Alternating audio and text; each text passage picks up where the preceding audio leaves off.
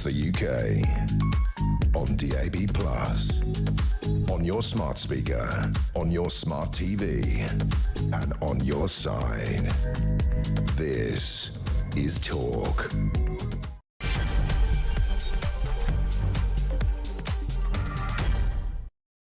This is the James Whale Show with Andre Walker, Asher Gould, and indeed James Whale. So take it away, James. How are you? It's Wales, Andre. It's Wales. To the programme. Sit up straight. You what? Sit up straight. I am. You can't get any more sitting up straight. Are you Look at sure? You're reclining. Now, when you're working from home, you've become lazy and mollycoddled, and that's why you're not coming in. I've heard that, you are beginning to annoy a lot of people. I just needed to come on and put it straight. No more than normal. Lady W is here as well, but Hi, she's Lady W. waiting tonight, the end of January, so I'm not sure whether she can say anything. Why? Can you say anything? Yeah, I can say anything. Yeah. She can talk as well. He's worried because I've had 2 glasses of champagne. Oh, yeah. Well, you better. I think people are better when they've had a couple. Loosens the old... How's your health, man? You're looking well, too well. It's not too bad. I've had a couple of issues, but I'm really hoping I'm going to be in the studio next week. You can hear my voice has gone a bit. Yeah, but you've done loads of shows when your voice has gone, but you always used to come in because you don't get paid being a freelance. So you used to come in and do it like that. I'm hoping you guys are going to look after me. Yeah, we will, man, we will. Don't worry. Make sure you're here next week. I mean, it's getting ridiculous. Yeah, I'm going to do my best. The problem is, this bloody flu thing is worse than you think, isn't it, honey? I think you've also got cancer. Wow. Well, the other thing is, listen, I've got a plan for all of us, right? What you can do is, if you come in for the first hour of next week's show, I'll be forced to come in for the rest of it, and we'll all get paid, right? So it's good news. Yeah, it's a good little Well, ruse, listen, if something really bad happens, I'm definitely going to be in there for the first hour. And the first couple, but let's see how we do. The problem is we went to see the consultant earlier this week, and he said, just take it easy, don't do anything particularly exciting. I said, no, I don't. I just want to get back to doing my TV and radio show. And he said, don't you find that exciting? I said, yeah, actually, I do. So I've had to promise to take it a bit more easy than I was going to. But listen, there are other guys on the station who are apparently off with this as well. Mm-hmm. Really, is that what they've told you? Yeah, they've got cancer. I mean, how dare they? But you're... Really, Peter? Yeah. Peter Cartwell? I'm getting a little bit better every day, aren't I, hon? Yeah, definitely. Alex? All right. They're all off with it, apparently. Yeah. No Well, one tells me anything. started it, so you can stop. Yeah, I started it, yeah. Andre, maybe it just be you and me next week. Let's do that. That would be terrible. He thinks he's the main one. I'm It's telling all you. about me. Why do you think this is all about me? And don't you forget it. Mark this week. Oh, he's putting... Yeah, cut him off. Get him off of it. Okay, the audio was a little dodgy there, but look, can I tell you something, Asher? The man was a bit dodgy. I'm literally not joking. What we'll do is we will tell the company, well, James won't be able to do the whole show, so we'll all come in. James Wales. That'll be perfect for me because we'll still all get paid and it'll all be good fun. Anyway, okay, it's 5 years since independence. Let's roll straight into it with Ben Habib. Ben, I understand you're already there. Hey, where am I? Where? He's at home. Look, he's in his front parlour. I like that glossy finish on the wall. Do you like it? I like nice, it. yeah, It's sort of red. Eggshell it's a deep finish. red. Yeah, it's Where are you? Burgundy, that is. I'm at home. I'm in my That's sitting his room. billiards room. Have you not seen he's got like a massive stately home, Ben Habib? He's not messing about. He's not playing games, Ben. Okay, Ben. It's a two up, two down, by the way. Yeah, 2 castles up, Yeah, 2 exactly, castles down. So Ben, let's just be clear on this whole Brexit thing, because I don't know where you sit within all of this, but here's what I think. we haven't realised the benefits of Brexit. And the reason we haven't realised the benefits of Brexit is because we've not dropped any of the regulations that really needed to disappear. The Brexit deal was, I don't think the Brexit deal was as terrible as people made out, but it was a direction of travel where the British government wasn't massively interested in leaving. They always wanted to mitigate the damage done by Brexit rather than embracing it. But I do think there has been one absolutely overwhelming benefit. And that is that we recognise how weak our politicians are now in Westminster. When the European Union used to say to people like me when I worked there, well, Britain can't run itself, it needs the European Union, I thought that they were talking theoretically. What they actually meant was practically, we have met the people in Westminster and they couldn't run a bath, let alone a country. Yeah. Is that a fair assessment, do you think, of where we're up to 5 years on? Yeah, so I think you're absolutely right about our parliamentarians being dumbed down. And I think part of it is having been a member of the EU for 40 years. Yes. So they became representatives, mouthpieces for legislation they hadn't made, but they had to sell to the British people somehow.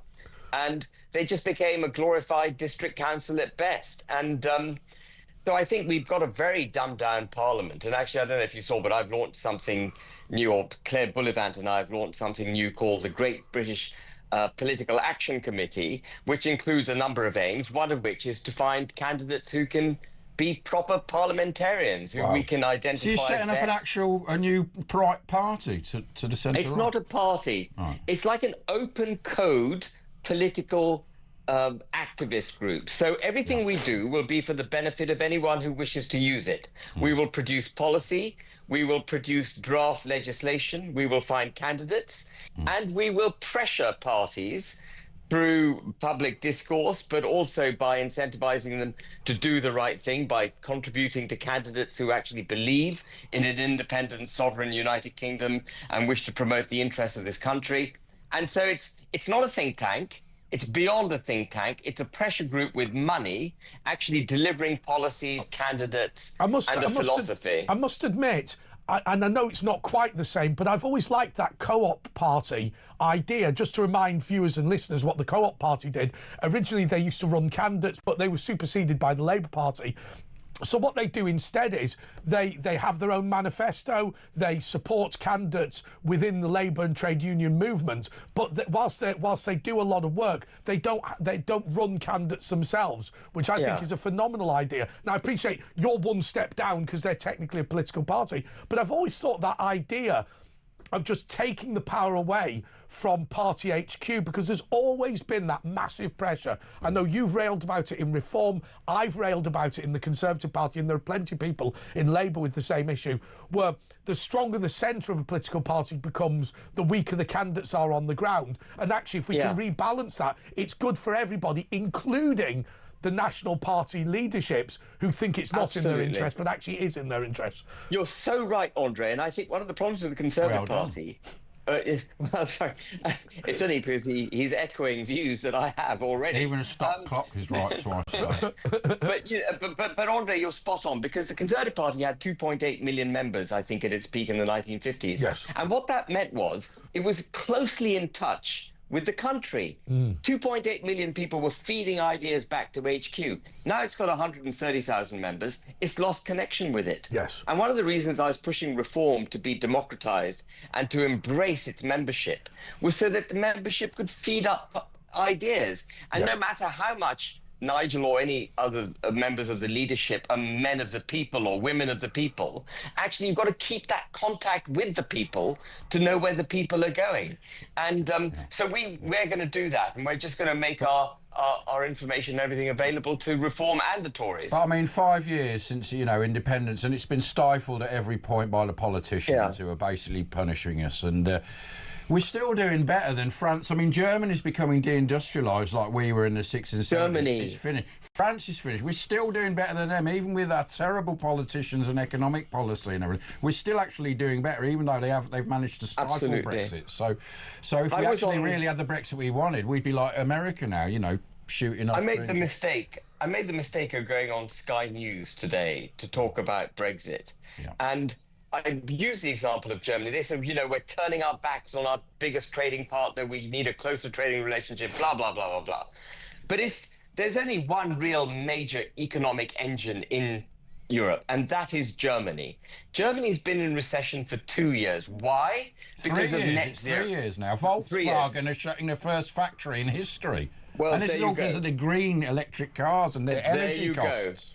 And where does that all come from? It comes from the EU. Yeah. And sadly, we haven't learnt that lesson in this country either. We're still following that, as you were saying, Andre. We're still enmeshed in the bureaucratic regulatory nightmare that is the European Union. Which is a sort of communist type of arrangement, isn't it? It's like a federal communist state they're trying to set up. It is. And can I just say one other thing? Yeah. It struck me, actually, when you were introducing the discussion, you talked about Brexit. You know, Brexit wasn't done, and people use the word Brexit. If we started using the correct language, which is leaving the EU, it would be much more obvious that we haven't actually got that which we voted for, which was to leave the EU, the UK leaving the EU. And the reason I make the difference is because when you talk about Brexit, it doesn't really mean anything. Yeah. But leaving the EU means the UK should leave. Yeah. And Northern Ireland hasn't left. We all know that now, don't we? Yes. And, you know, if one part of your country is subject to foreign laws made by a foreign legislature and adjudicated by a foreign court, under no definition can anyone legitimately say, we left the EU. Yeah, we voted to leave. Brexit that was the choice, leave or remain. Absolutely. It wasn't Brexit or remain, so we haven't left. But isn't what's going to happen now? So, for some reason, politicians absolutely love the European Union. Absolutely love it. I mean, I must admit, I worked in the European Parliament. And I mean, you remember the European Parliament. I didn't think it was something absolutely marvellous to be cherished. It's a gravy train, and it's other things you can get. It's bloody grim. The European Parliament is grim. I thought that. Yeah, but they get suitcases of cash, don't they? That's the benefit side. But from Qataris. But what will happen now is there will be so-called regulatory alignments where we will basically continue voluntarily to incorporate every European regulation. We used to do it in European Standing Committee A and B. We'll now do it on the floor of the House of Commons, but still, it'll all be integrated. And then somebody will turn around in 20 years' time and go, well, we should be a rule maker, not a rule taker. We still have to incorporate all this stuff anyway. And then if you add to that we will have come up with our own stupidity to put on top of it, actually we'll become more regulated than the EU. I mean, you don't need to have me on, actually, because you're absolutely This is unprecedented. But you're spot on. That is precisely what Starmer is doing. In fact, I don't know if you remember, in September 2023, he was in Montreal, and he thought he was off air. And he was mouthing off about, if I were to become Prime Minister, I would align the United Kingdom so closely with the EU that you wouldn't know the difference. Yeah. Yes. And he was caught on camera. So we know precisely where Starmer's mind is. And isn't he an idiot? We've just had President Trump elected. Yeah. President Trump is going to supercharge the American economy. He's doing it at a rate of knots. He's hit the road running. And if we don't get on that bandwagon, if we don't ditch net zero, if we don't ditch DEI, which is so damaging to their economy and our economy, put up our borders. But they're not going to do this in the next 4.5 years, Ben. So what's that going to look like? What's this country going to look like in 4.5 years? It's going to get a lot worse. And that's why something like what I'm doing, hopefully producing a sort of ready kit that a centre-right government can just pick up and implement, will then give us the opportunity to change our direction of travel by 180 degrees. That's what anyway, it's an ambitious plan. Let me ask you this, and funny enough, right, on Thursdays and Fridays, after 7 o'clock, there's no makeup artist, so me and Ash have to do our own makeup. And I think it's fair to say. Beautiful to me. I think it's fair to say we've bonded over lipstick. No, I'm joking. We don't go that far. We love that Mac rouge, don't we? Mac studio fit. Yeah. But so in the makeup room, we were having this conversation. Do these people at the top, do the Keir Starmers of this world, know what they're doing? Because Keir Starmer surely can't sit there and think, uncontrolled immigration's been brilliant. You know, when he looks at the Rotherham grooming gangs, he must privately sit there to himself and go, I know that girls are being raped and abused, but let's just pretend it's not happening in order to encourage. But he does know, because he knows he can't go out now because everyone goes, oh, Starmer, you this, you know what I mean? So he does know. But does it? I think it's quite sinister. I think it's quite sinister. I think they've bought into this liberal global ideology where every human being across the world is equal, that British citizens don't deserve a better shake of the dice than anyone else, even from the British government or, apart from themselves, that is. They enrich themselves. And I think there's a big element of that too, Ash, because I think they see the EU and these supranational institutions as places that they can go and retire. Once they've given up the grubby business of running the country and having to go to Westminster rather than Davos, they can go and sit in Brussels and get on that gravy train, or the WHO or the World Bank or NATO or some other Well, look at all these far-left leaders like Ceausescu. They all have the most amazing lives, don't they? They have the most, all the designer goods, amazing mansions. They're not really socialists, are they? They're just... It's also a virtue. But socialism... The problem is with socialism... it seems to me that there is a dividing line between the left and the right. I've always said the left are about hate and the right are about love, right? And the reality is what they want is the other elements of left versus right is state control versus freedom. Basically, they're happy to dole out a percentage of your taxes back to you in benefits as long as they can control you. I mean, that's the reality. And doling money out enables them to control you because we become compliant. We take the knee to them. One of the great things Maggie Thatcher really appreciated was that for the human spirit to succeed and to flourish, it needs to feel that natural human instinct, which is aspiration. But if you keep removing opportunities from people and instead of generating wealth and giving people the opportunity to generate wealth, all you do is redistribute wealth.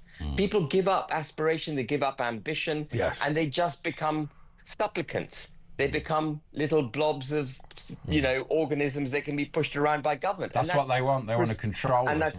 They want to control us, yeah. What about Elon Musk? Are you going to get him involved, maybe? He might be interested in helping you out with funding. I mean, what's really interesting about Elon Musk is that he has picked up that Western civilization is facing this threat. I know we rightly look at America and think America's making decisions for America's interests, and that's correct. But I think also America has the ability, and I think it feels it, including Elon Musk, the need to save Western civilization in Europe and the United Kingdom, because if they don't, it's going to be bad for them too. So I think there's a great patrician, kind set of emotions emerging across the Atlantic that are particularly pro-British, by the way. Yes. And that hasn't happened for a long time. Well, he's an idealist, Musk, isn't he? I mean, I think he's a bit on the spectrum, and a lot of people are like that. I mean, when he did the rockets, he was down to his last $250 million, which isn't a lot in rocket ship expenses. I didn't know that. And so he thought, I'm doing it, and I don't care. All I need is a coffee and toast every day. I'll be having nothing. And he did it, and it literally took off. And then, so he's always looking, the robots that he's making, the cars, these are all things that help the world. And that's the same with freedom of speech. And so he is doing it out of goodness, not just to make money, like a lot of people say. Yeah. When he bought Twitter, I don't know if you recall the chat at the time, but he paid £44 billion. It was just before the economies imploded. And he had real trouble financing it, and banks were being difficult with him and so on. But can you imagine if he hadn't bought Twitter and if it was still controlled by Jack Dorsey and Trump didn't have the opportunity to campaign on it? It's possible Trump wouldn't have won that election. Well, they say last time he didn't win because they covered up the Biden laptop Twitter. Yeah, and so, it was still in Dorsey's ownership, we may not have a Trump presidency. Exactly. And, it's remarkable how these things happen. And look what he's done here with the rape gangs. And people are having a moan, but he's brought it into the spotlight again. Which is good. Another thing that happened to me, if you've got a few minutes left. Yes, go for it. There's a Polish politician who was part of the centre-right Polish government that got ousted a couple of years ago by Donald Tusk, the extreme Europhile who said that Brexiteers deserve a special place in hell. Anyway, he was in the United Kingdom. There was an arrest warrant issued for him in Poland, and he was detained and incarcerated in the UK pending his extradition trial. And he was put in jail in the United Kingdom in September, refused bail. And this was brought to my attention 10 days ago. So I did a tweet saying, look, there's a Polish politician languishing in a British jail. He hasn't had a hearing yet, and yet his habeas corpus rights are being abused. And I added Elon Musk. And Elon Musk then came back and said this is horrific or something to that effect on Twitter. It went viral in Poland, and this guy was released on bail by a British court 2 or 3 days ago. Fantastic. And so it another political prisoner. Another political prisoner. It's unbelievable what's going on. Absolutely. So let me ask you, who would have been your choice for British ambassador, Mandelson or Farage? I wouldn't put Mandelson anywhere near anything that has an influence on our futures. I think Mandelson is the personification of a reptilian invertebrate nightmare. I just wouldn't have him he's a horrible man. What about Nigel, though? What about... Well, Nigel would be, I think, absolutely much better than Mandelson. The thing about Nigel, though, is I think to be an ambassador, you've got to take instructions from the government. You're just an agent for the government. Well, can you imagine Farage taking, Nigel taking orders from Starmer? I don't think that's happening. Well, no, hang on a second. Surely in the public interest, when Starmer phones up saying, please, can you stop Trump getting rid of DEI, surely Farage will do his public duty, won't he, Ben? Well, there you go. You said it. Well, no, he just might wouldn't kick be an appropriate ambassador. He'd kick up a stink like he does, with the debanking, and it would all get into a big melee, wouldn't it? And can I just say something on that ambassadorial role?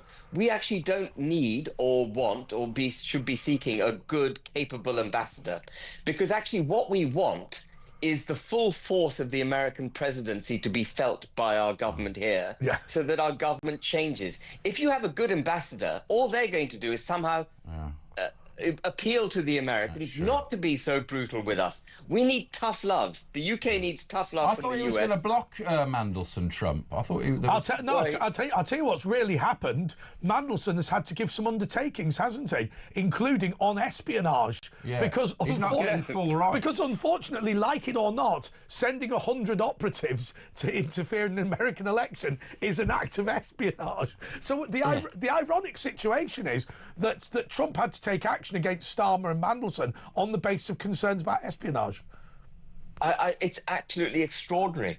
It's extraordinary. And of course, Mandelson was metaphorically in bed with Deripaska and all that lot. Do you remember the Russians and all kinds of dodgy stuff? I remember that, On the boat, with George Osborne. I think George Osborne was the thought of George Osborne, Oleg Deripaska, all in bed, metaphorically. In bed, or maybe swimming next to the boat in their speedos. That is just. Do you know what I'm going to do, Ben? And there's Keith Vaz bobbing up and down. I'm going to go and poke out my mind's eye. Anyway, that's Ben Habib, who set up this new PAC, which is going to look after politicians who want to bring this country back. Brilliant idea. OK, he's the former deputy leader of Reform. And next, we're going to talk about Lawless Britain, an absolutely terrible story from a chap who was attacked in a road rage incident. You won't want to miss this.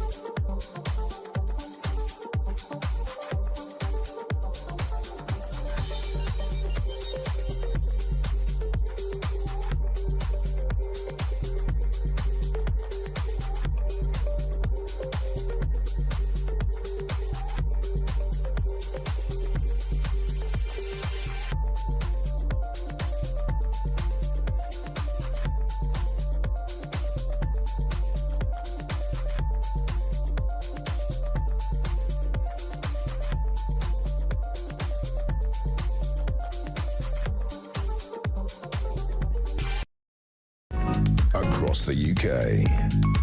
On DAB+, on your smart speaker, on your smart TV, and on your side. This is Talk. Yes, this is Talk. And look, let's just introduce the next segment. Unbelievable. West End star has been blinded after a road rage attack at traffic lights. A West End star was blinded in his right eye after he was randomly attacked by an armed thug while waiting at traffic lights in East London. Mike Holloway starred in Joseph and the Technicolor Dreamcoat and acted on ITV's The Tomorrow's People. He's also written songs for Madonna and Cyndi Lauper. Although, I mean, the fact that you've had a successful acting career really doesn't detract from what's happened to you. I mean, I don't want to sound awful, but you don't look great. No, it's been a very, very bizarre, stressful and intense time. On December the 18th, things changed dramatically for me within about 20 seconds. I was driving to London and I was basically stationary. And we'd noticed, all of us, a van driving quite erratically around Woolwich Manor Way. And I was waiting in traffic. I was literally in neutral. And I heard a banging on my door, the driver's side. The handle was being pulled, but I lock my door in London. So I thought nothing of it, just beckoned him away and looked forward, ready to go. The next thing was that he had obviously something in his hand and he punched straight through my window, my driver's side window, and straight into my face. And I fell over onto the passenger seat. By the time I gathered my momentum, I was in a lot of pain and very confused. I grabbed my phone because my instinct was to take a picture of reg plate, but he'd gone by that time. So I gathered my thoughts. There was glass all over me. I mean, it really is distressing to even talk about because was I it just a road can't believe rage? It's still now. Was it road rage? Has there been an altercation just before that or something? No, basically the strategy of it is unknown. I have a computer on my dashboard where I log in and I've got, you know, obviously my Google Maps and things like that on it. I had my bag at the side of me. I'm told by the police when I actually got to make a statement that these random attacks are just opportunistic. A robbery, an attempted robbery. Yeah. Or to get me out of the van and just drive off with it. But fortunately, I had an angel with me that day. My instincts were the noise was horrific on the roundabout with traffic. I was confused. I got in the van to look for a safe place, and behind me there was a gentleman flashing me and doing T like this, pull over. So I did that, and he basically looked after me. That's all I can say. His name was Bobby. He's messaged me every other day since, God bless him. He obviously, I slumped at the van when I got out because the adrenaline. There must have been blood all over it, blood from your eye. Well, thing is that the blood wasn't so bad, which is bizarre. The problem was that my eyeball and the bones at the top and my cheekbone at the bottom had taken the impact. So Bobby dusted me down, got me to a safe place. I then had to wait for the police to come to make statements. The thing that's shocking is that having made my statements and they verified my witness, which meant that my story was that there was no two sides to this. Yes. I was the victim and he was the perpetrator. So thank God we got that out of the way. But then we phoned for the ambulance and I had to do that on my own. And I was told that due to, you know, volume of calls and things, it could be up to 8 hours before one would get to me. And you're in a lot of pain from that. Obviously, you're right. When you're hitting your eye, it hurts more than anywhere else. Yeah, well, by that time, I'd lost my vision. And that's when I knew I was in trouble. So in the meantime, I'd phoned my wife, my beautiful Emma, and she came straight into London. And we said together, we've got to get to hospital. So I drove back to Essex, to Broomfield Hospital, where they attended to me. They did a scan of me to check that my head was okay, because I had the most unbelievable pain. And then they quickly, long story short, after 7 hours, routed it down to, this is a very bad injury, you need to go to Moorfields. So 8 hours after, I mean... Yeah, I mean... I've been there twice in the last year, but I know about it. But if you had a detached retina or something like that, you need to be there quick, sharpish, within the hour. Well, this is the tragedy, because if it wasn't for Emma's quick thinking, because I wasn't really thinking straight, I was in pain, confused and angry. So we got to the hospital at Moorfields. They did a quick check on me and said, listen, that's a bad injury. Unfortunately, we need you in tomorrow. Yes. So on the 19th of December, I was in Moorfields. They put me under. I was under for about an hour, I believe.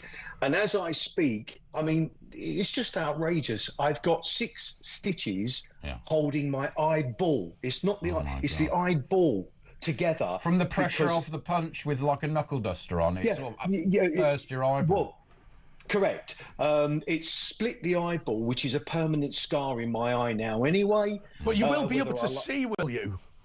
Well, we don't know. This is the problem. And the retina, is the retina still attached and everything?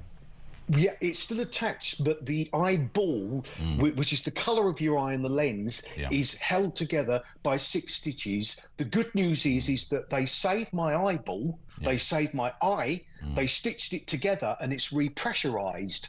But the problem I've got now is I can't see. A scar on and that's because the lens is damaged, the cornea is damaged, so I need a cornea donor to replace that.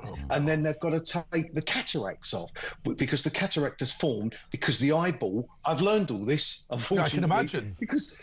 Because of my injury. But it sounds like it's totally restorable, actually, when they get a cornea and they get their artificial lens. Yeah, but he's going to be in and out in hospital for months. Well, I've got 6 months. I've had to cancel gigs. I've had to cancel my singing concerts that I had all planned and arranged with my wonderful agent, Adam Curtis. And we've had to talk about that going forward. Bottom line is that I've got 6 to 9 months of 3 more, at least, operations at Moorfields. And because it's the eyeball, it needs what they call eyeball therapy with different contact lenses. So I'm assuming, by the way, I'm assuming the police have done really very little about this. But do you have a description of the offenders? Do we have any information on them? Did they say anything? I gave them a description. I was told after 3 weeks of the incidents that the case was closed because they told me, can you believe this? In London, where you, Les, and everything else, there's cameras up your backside everywhere, okay? I was told that the 2 main cameras evidently weren't on. They weren't working. And I gave them information of the roundabout before Woolwich Managed Way that we all noticed this erratic driving of this black transit van, and after 3 weeks they dropped the case. What about the number plates? Because they don't have to use there's cameras everywhere. The reality is that's a serious crime. The reality is they're not interested. They could have killed him. They won't. He's half-blinded him temporarily. No, the reality is they're not going to go around and watch the CCTV. Yeah, but they can't do, couldn't they? They can't be bothered. Yeah. They've got they're far too busy worrying about off-colour remarks on Twitter. That is the reality. You know, I'm angry about that, and I felt let down, and I feel let down by the system to that level. It's affected my life, even with my family. I can't sleep. I'm having flashbacks. I'm waking up shouting in my sleep. And this is real. That's what's happening. That's where I am right now because of this man. But moreover, he's out. He's still out there. Of course, but it would be easy to find the number plate of that van. It would be really easy. It won't. But I'll tell you what. Day's work looking at CCTV. I'll tell you the problem you'll have if you put a subject access request in to look at the CCTV yourself. They'd redact the number plate and his image, so you can't tell who he is. For the police to look at. Police won't do it. Yeah, but that's what they should be. There's no prospect of the police doing it. They can't be bothered. Well, that's why I want to try and get a message out there that, you know, please, something's got to change, because here's an exclusive for you. While I was in Moorfields Hospital, I had 3 beautiful nurses. Moorfields, I have to say, are stunning. My family, Not when I my was wife. there. Didn't have 3 nice nurses when I was there. It was just 2 hairy blokes. Right. Well, these ladies were lovely. The main one that was looking after me for 4 hours, filling in questionnaires, relaxing me, calming me down. She was on her way to a 60th birthday party in London where she lives, and she was attacked and mugged on the way to her birthday party. So that completely ruined that. She said to me, she said, I will not go out. I go home and I stay in my flat. But how many out of the 3 nurses do you think were attacked? Oh, I bet all of them. Yeah, all of them. All 3? At night all in that 3? area and going around, yeah. I was gobsmacked. I was just so upset because these ladies are stunning, caring, lovely, skilled people. And I'm thinking, well, Mike, lovely, skilled, hardworking people are the enemy of this country now. They are the people that need to be eradicated. You cannot build the sort of country that Sadiq Khan wants with decent, hardworking taxpayers having a good time. You've got to squeeze them and move them out of the City of London. The thing is that I'm just in a situation now where, yes, I'm blind in one eye now, thanks to him. Well, hopefully temporarily, if they can sort that out in the future. If they reckon I'll certainly get 50 to 60% back, but the scar on my eye will always impair that maybe grey area. What about mental scars? Are you found you've got some post-traumatic when you're out and about? Are you? Yeah. I can't stand it. My wife will tell you if she's standing here now. I get really nervous when it's getting a bit dark, particularly. But if I can't see, I've got no peripheral vision on my right side, obviously. Try driving, actually, all the listeners out there watching as well, and just shut your right eye for a second and drive. I used to know someone who had one eye and drove a very fast BMW like a nutter, and I don't know how he did. He was very good at snooker as well, so it's amazing what the brain does. Well, can you get his name, because he can give me some tips? He died a few years ago. In a road traffic accident? No, a snooker accident. No. But more importantly, that's the reason why we kind of had no choice. We managed to survive sort of 2 years of the COVID lockdowns. Savings obviously gone, but I've had to cancel all my work. I can't drive. I can't do any of my delivering that I was doing anymore. Certainly for the foreseeable future. So you've done a Kickstarter though to donate money or something for you. It's GoFundMe, and my wife and my daughters fabulously put the whole thing together, and I really want to, with all my heart, thank everybody. What's it called? On my Instagram. What's it called? It's GoFundMe, and all you do is go on there. Yeah. It's brilliant, and thank you all the GoFunders. But what's it called? Is it Mike Holloway? I mean, what's it? Mike Holloway with 1 L. That's all you have to do. With 1 L. Hang on. Oh yeah, recovering from a London attack. Yes. Yeah, it's all there. If you Google Mike Holloway, London attack, there's quite a bit that comes up there. With 1 L. Holloway with 1 L. Holloway, that's the key, with 1 L. I'll tell you what we've got to do. We've got to try. I occasionally go to the Chelsea Masonic Lodge. I'll phone them because they're for actors, and they've got loads of money. Well, Andre and Ash, I can't tell you. Thank you for the support, but more importantly, it's getting the story out there that surely something's got to change. If I can't go out, it was 9:20 in the morning. Yeah. These people have got so much brass neck that they just know they'll get away with it. The streets are lawless because there's no police. I mean, I was out in Leicester Square and there's no police, and there's people starting on you who aren't from here, obviously, and it's dangerous. People shouldn't come to London. I say don't come to London. It's dangerous. Well, unfortunately, I can't disagree now. Yeah. And that's the bottom line. Yeah. I don't really fancy going to London an awful lot at this present time. Okay, well, I've tweeted your GoFundMe, and Asher can retweet it. I mean, we all want our piece of the pot. No, I'm joking. No, I hope it gets well soon. Yeah. Okay, thank you so much. That is Mike Holloway, who's been blinded at least partially by an attack in London.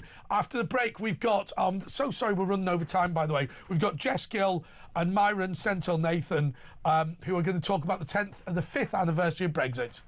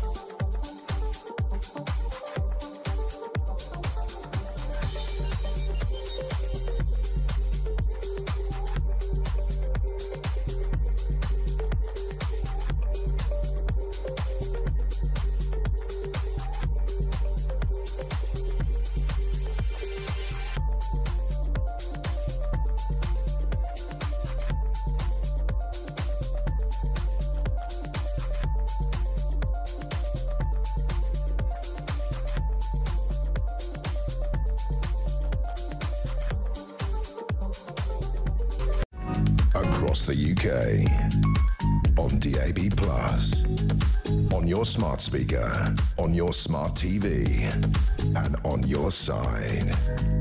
This is Talk. All right, we're joined now by Myron Sentinel Nathan. Yeah, got it. You got and it. Jess Gill. Hi, Myron. I'll tell you what I used to love when I used to go on Julia Hartley-Brewer's breakfast show, and there was a newsreader called Sandy War, and what I used to do in the run up to the news, I used to always go to Sandy Warhol, Sandy Warhol, Sandy Warhol, and she used to go. And now we've got the news with Sandy War. Well, last time I came on, we had a segment called Myron Saves the Nation. So instead of Myron Sentinel Nathan, with Myron Saves the Nation. We won't be doing that again. So, okay, tell us about your speech to Reform Conference. It went down phenomenally well. I watched it. It was at Sandown Racecourse, wasn't it? It was, yeah. Isha Walton, yeah, that constituency. It was great. The first time I spoke at the Reform Conference, I had like a massive 20-minute speech planned, and then I was told that Nigel would get. He'll be, coming over and stopping me if I went a second over 10 minutes. So I went down to the wire, but my whole speech, I think the premise was a higher purpose, that the whole point of reform is governed by a higher purpose beyond ourselves, and that comes from Nigel stepping out of semi-retirement to Richard Tice propping up the party, and then stepping aside when Nigel came back, to the grassroots, to candidates, to all of us, because the country's broken and someone needs to step up. And what did you say about Rachel Reeves? Because that was the moment of the speech, wasn't it? Well, Rachel Reeves, I said, yeah, you know that one who identifies as an economist. I love that. Yeah. I love that. Yeah. She self-identifies as an economist. Yeah. Okay, so Jess Gill, what have you been up to? Well, recently, I've just come back from Brussels, actually, out of all places. Honestly, what's a hellhole? It is a dump. The European Parliament, the conference was at the European Parliament. It was called Make Europe Great Again, which I think is actually a very good idea. But Did you suggest abolishing the EU as a solution? Well, it's got to be done. Honestly, the soulless people in there, I didn't see one person smile. It was absolutely ridiculous. Apparently the river's dead. It's so polluted and everything. Yeah. It's just dead. There's nothing in it. Honestly, I've never been I remember I was in the European Parliament with Nerj Diva, and they had this like steak and chips thing that you could order, because like every week they used to have food from a different European country.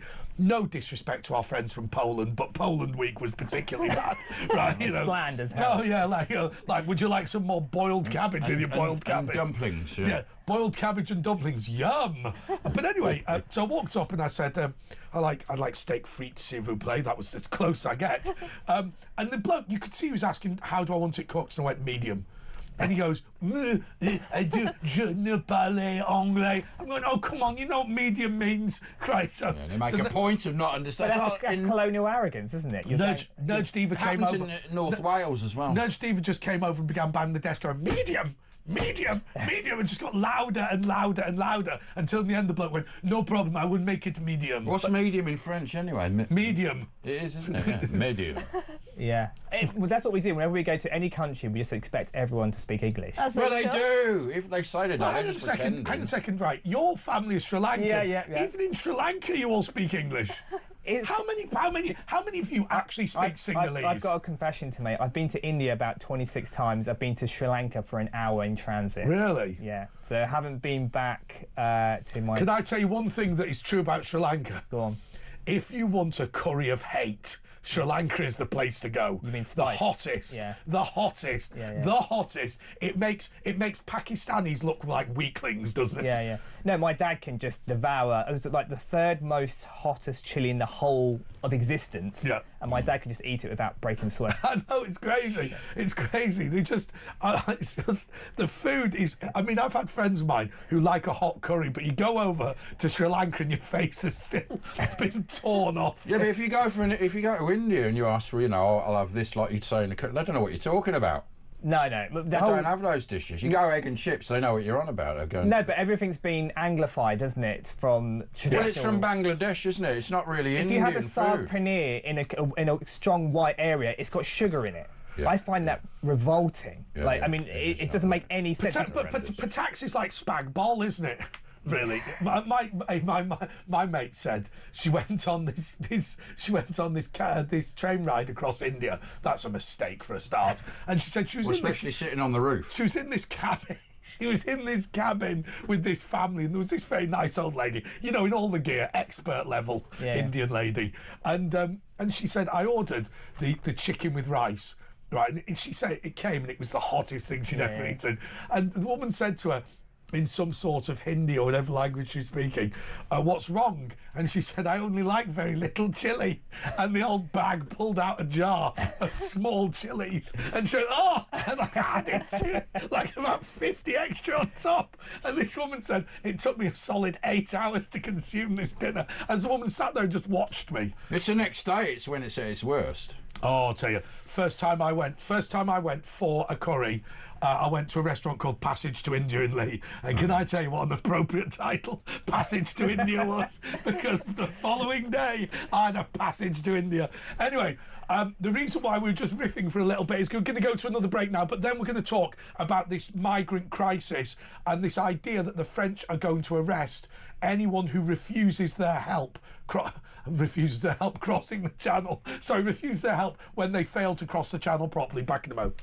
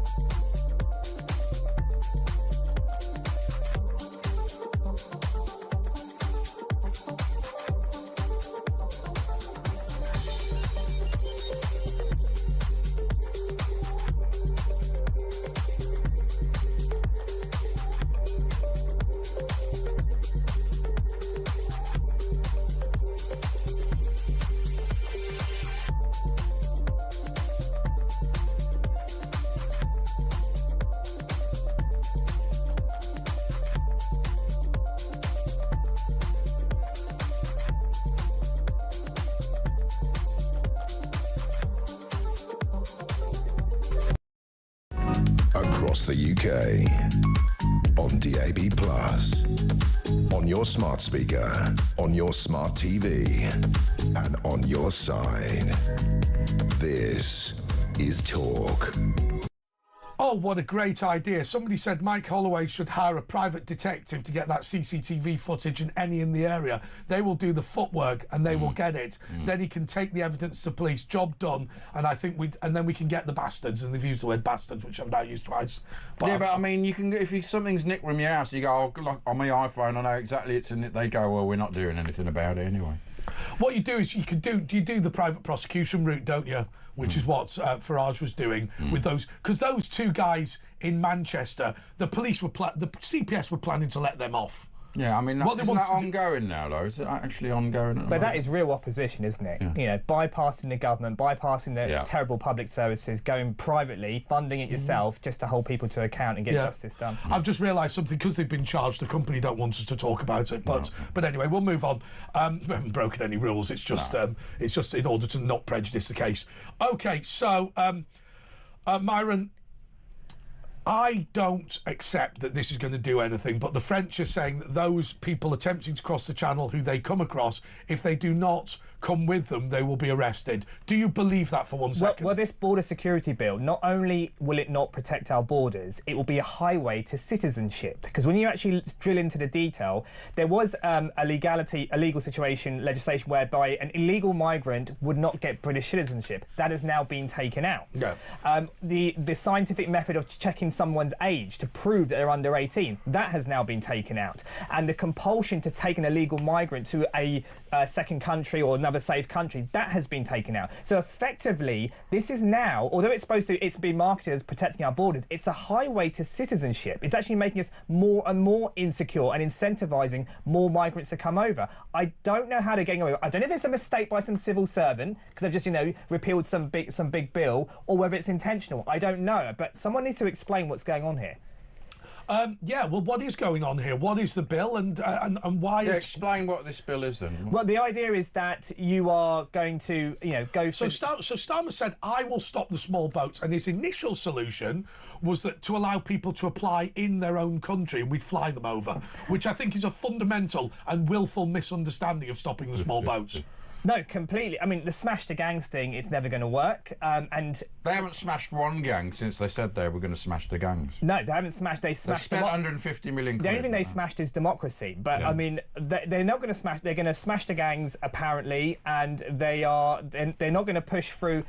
Or deportations are pretty much out the question. What we're looking at is an amnesty. I think that's where this is heading towards. This border security bill will bring them in, incentivise them, eventually get amnesty, eventually they'll probably get access to more welfare, social housing as well. And so this is a gateway to open the floodgates. I don't see how this is going to reduce illegal migration, irregular migration, if you want to call it by its proper term. No, but I don't see how any gangs are going to be smashed. I think the classic thing is always whack-a-mole. You smash one gang, another. Yeah. There's too much money involved, and that's just simply the way it's going to go in this system. You've just got to say, if you've got rid of your passport or you break in the country, you just automatically won't get brought into the country. That was part of it. You've got rid of your passport. It's obviously nefarious reasons. If you come through an illegal reasons. route, there's no way you're going to get British citizenship. But that has now been repealed, so I don't know what's going to happen. I mean, I'll tell you what I'd do, Jess, quite seriously.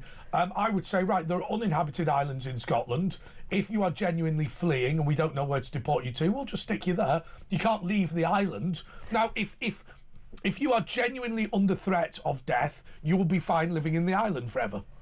Yeah, that doesn't sound like a bad idea. Honestly, I have no sympathy at all for these illegal immigrants. Let's call it what they are, illegal immigrants. Like, again, I remember that iconic Trump line when he was talking to the journalist where he was like, why is it controversial? They're illegal. It's true. We shouldn't be having any sympathy for these people. They're criminals. There's the American lady in the White House. I have a theory, by the way, on regular and irregular immigration. I believe the reason we've rebranded it is because I believe that people that we take as part of the EU resettlement scheme will become regular migrants, i.e. they regularly entered the UK because they illegally entered Europe, but now they are part of our regular allocation. Yeah, so there's nothing irregular about it, is it? It's quite a... It's criminal. It's a crime. It's a steady stream. It's a crime to break into this country. They're criminals. The reality is there is a commitment by certain people in power in this country to have uncontrolled immigration. It's a firm commitment. It's like, I've got no time for these matrix chambers. I keep going on about them. They are ambulance chasers for terrorists, right? Oh, we have to take every case that comes across. Well, why are they all terrorists then? Why is it just by pure coincidence? Like,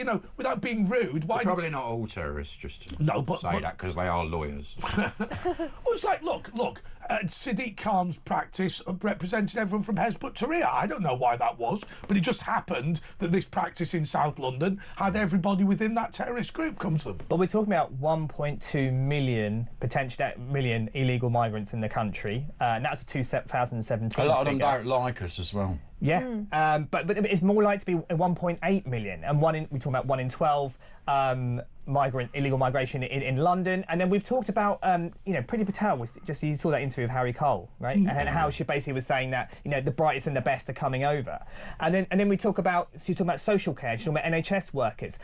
There was something like 4,000 or 5,000 visas in the last half of 2024 were given and for social care and NHS, but there was 16,000 visas for dependents. We've had 3 Manchester's population come. I mean, 1 Manchester's bad enough. We've got another 3. No, I love Manchester, but 3 Manchesters in about 3 years have moved to this country. The reality is, and you can call this right-wing conspiracy all day, but if we're going to continue with this level of immigration, we need to know where we can put the indigenous population of the United Kingdom. Where are they going to go? There needs to be a new homeland, effectively. You sound like Suella Braverman. But I mean, but if you are in a position now, I mean, I've been an ethnic minority. It didn't particularly bother me. I was a white person living in Lambeth in South London. Yeah. That makes me an ethnic minority. Yeah. I can't say it massively bothered me, but at the same time, all of these Cockneys who don't live in East London have to live somewhere, and I think we're going to have to start thinking about where we should be putting these. Adopting a Cockney.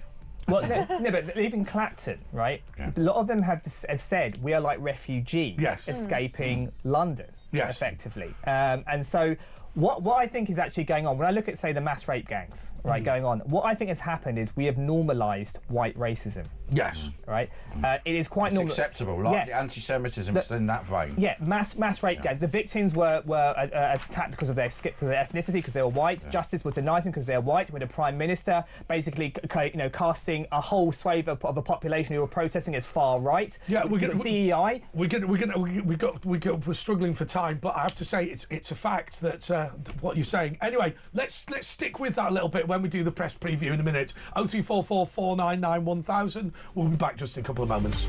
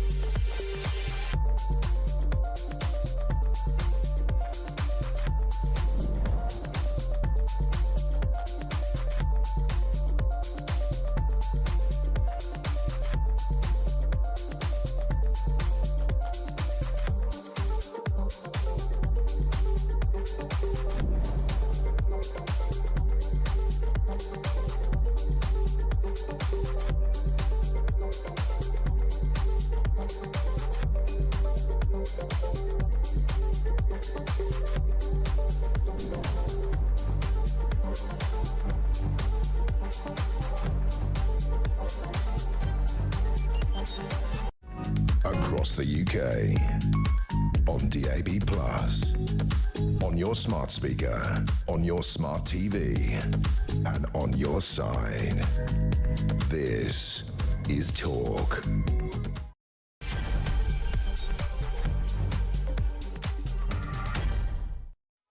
This is the James Wales Show, and this is the press preview with Andre Walker and Asher Gould, and indeed... You forgot who I was, didn't you? I did forget who you were for a second.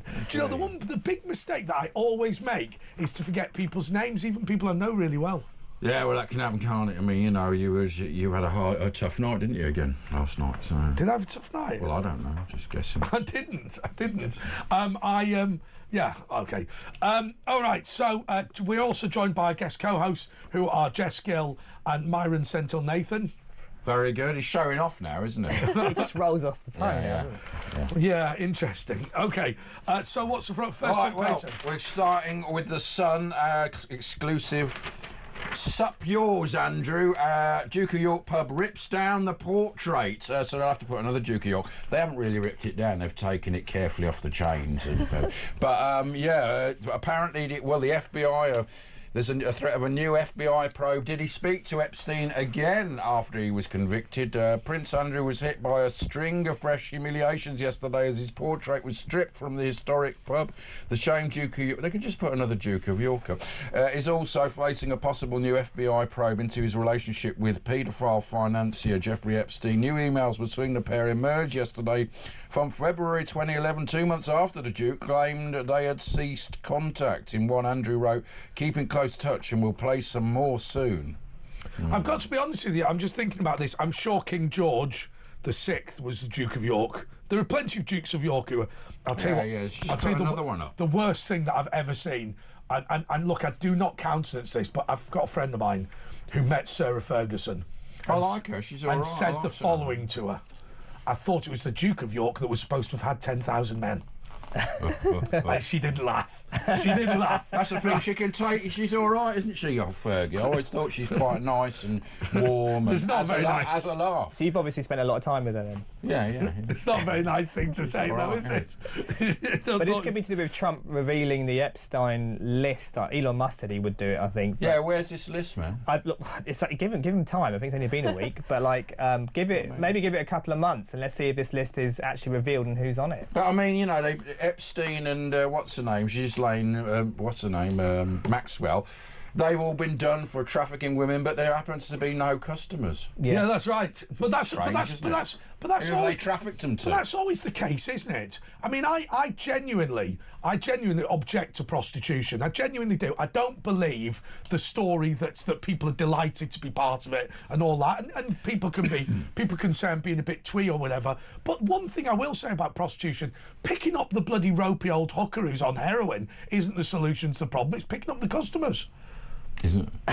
What? Why are you laughing? No, explain. So they're looking at the wrong. It's like a business. You need to open up a little bit. Yeah, What do you mean? a second. No, I genuinely think that we should be cracking down on the customers when there's issue with prostitution. So you see the prostitutes are victims Yes. of an industry. Yes, I do. And I think some of them choose it. Like, have you seen that Bonnie Blue who slept with like 1,000 men in one day? But yeah, you're absolutely right. Nobody aspires to that, do they? But she's not a prostitute. She's a porn star. It's a different kettle of fish. Completely different. Yeah. I mean, the only difference to the camera, right? Somebody's tweeted us in the following message or texted us in, Michael from Norwich. Okay. There we go. So thank you, Michael from Norwich. No, look, I've got to be honest with you. I mean, here's the bit that I don't understand. Right.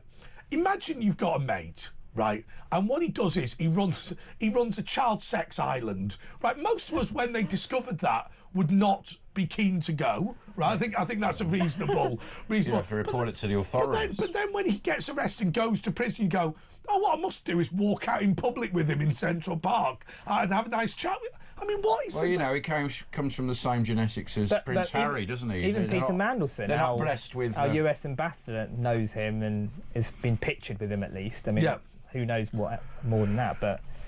I mean, the fact that it's revolting. They're going to this bloody island and come on my plane, which was nicknamed the Lolita Express. I mean, by airport staff. You just think, what was the mentality of these people? Well, there's an old saying: "Show me your company, I shall show you who you are." So. Yes. Well, they thought they were untouchable. I mean, they had very powerful people. That's why the list's not coming out. They thought they're never going to get done. They got away for it for, decades. I think. And actually, the reality... That house in central Manhattan, and there were girls going in and out and all the time. Yeah.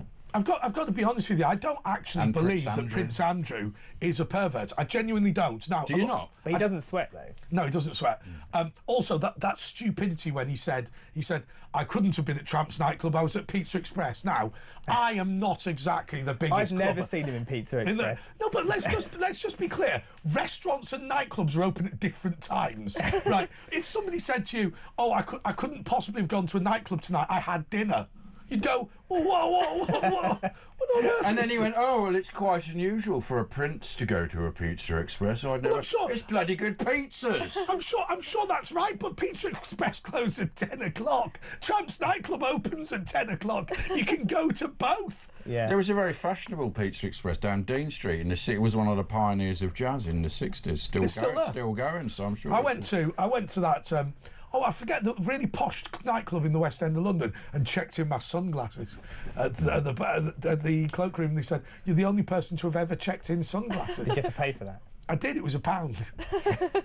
Anyway, so my advice is the Queen's father, George VI, should be the new Duke of York at the Duke of York pubs. He was quite a nice bloke. He didn't want to be king, and he started his.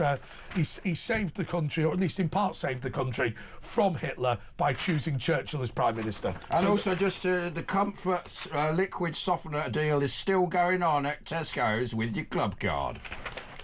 That was the Sun. Okay. The I weekend. The most UK voters back under 30s migration deal in Brexit reset with the EU. This is where they want to have freedom of movement with the under 30s. But this is just a ruse because it'll be people like not really from the EU who are going to end up coming in. Yeah, they won't be under 30. Yeah, they won't be under. They'll say they're under 30. Yeah, don't worry, we believe you. To be fair, half the schools are full of kids who aren't under 30. Which is very dangerous. I mean, there was one guy who turned out to be a murderer. You could have paedophiles. There's people who are 25, 30 years old and they're politically correct. You can't question them. Yeah, but where are they going to live? 1.5 million homes, is that going to happen? No, well, they'll go to a children's home if they say they're under 16, won't they? That's even more dangerous. I mean, that's what will happen. No, you will pay for it. What will happen is, and we will be in the position that Jess is in now, one would assume, which is you are probably underhoused. You've got no prospect of being able to buy a property, and that dream is further away, so that you can pay for a penniless migrant to have that. You're depressing her now. But it's true, though, isn't it? It is true. You're being badly let down. She has to live in a dodgy, not very nice part of London. Yeah, Tottenham is not very nice at all, and it's very overpriced. Very rough. But isn't a part of this deal that British young people, could move to other EU countries, right? But when's that going to happen? To be fair, can't speak the lingo for a start. They all speak English, though. I tell you what. The only thing is, the old bag's going to Spain. That's but they've just doubled it. It's 100% tax now if you buy a property in Spain. But nobody has. They really don't like us. No, but I'll say this though: a lot of my friends have actually moved to Australia very recently. Yeah. It's not in the EU. There is no. Well, that's the thing. If it's in Eurovision. It's in Eurovision now, so that's halfway. But the thing is, I think this opportunity, as much as I love Britain, I love my country, and I wouldn't move permanently. But the prospect of me owning a house, also the amount I pay in rent is absolutely ridiculous. So the idea of how much do you pay in rent? $1,500 a month, and I had to pay up front. I had to pay 18 grand up front. What? Yeah. And that's like a one-bedroom. No, it's a studio tiny flat. Studio in London. And it's not a nice part of London. London. Tottenham. Yeah, where I have to face getting. So you had to pay £18,000 in advance. What did you do? Go for a loan or something? Well, luckily I had savings because I previously worked in order to survive to live in London and go to a good uni in London, but a lot of young people don't have that. Because it's a sort of student accommodation, so they sort of take the mick, the landlords, with that, don't they? Yeah, it was stupid on my Can move. I ask what course you did? Politics. And do you think it was worth it? Stop. You're depressing her even more now. I've been in once this year. Into university. Yeah, because you've had. I mean, I actually genuinely think that you've been a victim of abuse. Not in since COVID, when they just give you the crappy sandwich. No, I get what you're saying. And they just go, right, well, here's your university. We've locked you in a room, and you can come on Zoom. And now £9 grand a year for that. £9 grand a year. It's all remote, but the one time I did go in, honestly, it's an absolute joke. You think politics students, you think people who would pursue a degree would be very enthusiastic, at least passionate. I would rather the room be full of radical leftists than what it is, where it's just people who just want a qualification. They don't know basic things about... You probably wouldn't if that actually... It would be interesting. No, hang on a second. This is a rational response, right? When we're talking about kids... with all these low-level mental health, believing the patriarchy is destroying them, and all this sort of thing. What you know, we have abused these kids systematically. The lockdown under COVID, being placed under house arrest. I mean, you think about it. The ultimate punishment for a 14-year-old is being grounded, and then you locked them up for 8 months. Well, imagine when you were 18. 18 was really a time when it was really important to be going out. And also, you've got all these smartphones beaming junk in. Yeah. You've guaranteed these people that they will be racially discriminated against. You've got no future. That's what they're asking for dictators now, aren't they? Yeah. You're saying right. First of all, but being born white made you evil. Next, we're going to place you under house arrest. Oh, all those human rights lawyers going, you have to support Levi Bellfield's human rights in order to support yours. House arrest anyway. All of this, you can't discriminate. Oh, you can discriminate on medical grounds now. Also, you've got all of this smartphones beaming rubbish into you. You said that one. At your school, they're going to tell you that your history is all bad, that your family are evil. If your sister is being raped by a migrant gang, you will be arrested for shouting about it. You're far right. Yeah. Look, all of the you will never get a house. And bluntly, Rachel Reeves comes on the TV and says, if you want a house, this is brilliant. What we're going to do is you're going to buy 2, one for yourself and one for the guy who's never had a job. And by the way, you can't afford any of the food, especially good food. It's healthy. And I'll tell you something, and I'll tell you this, Myron. Yeah. This is why Nigel Farage is going to win the next election.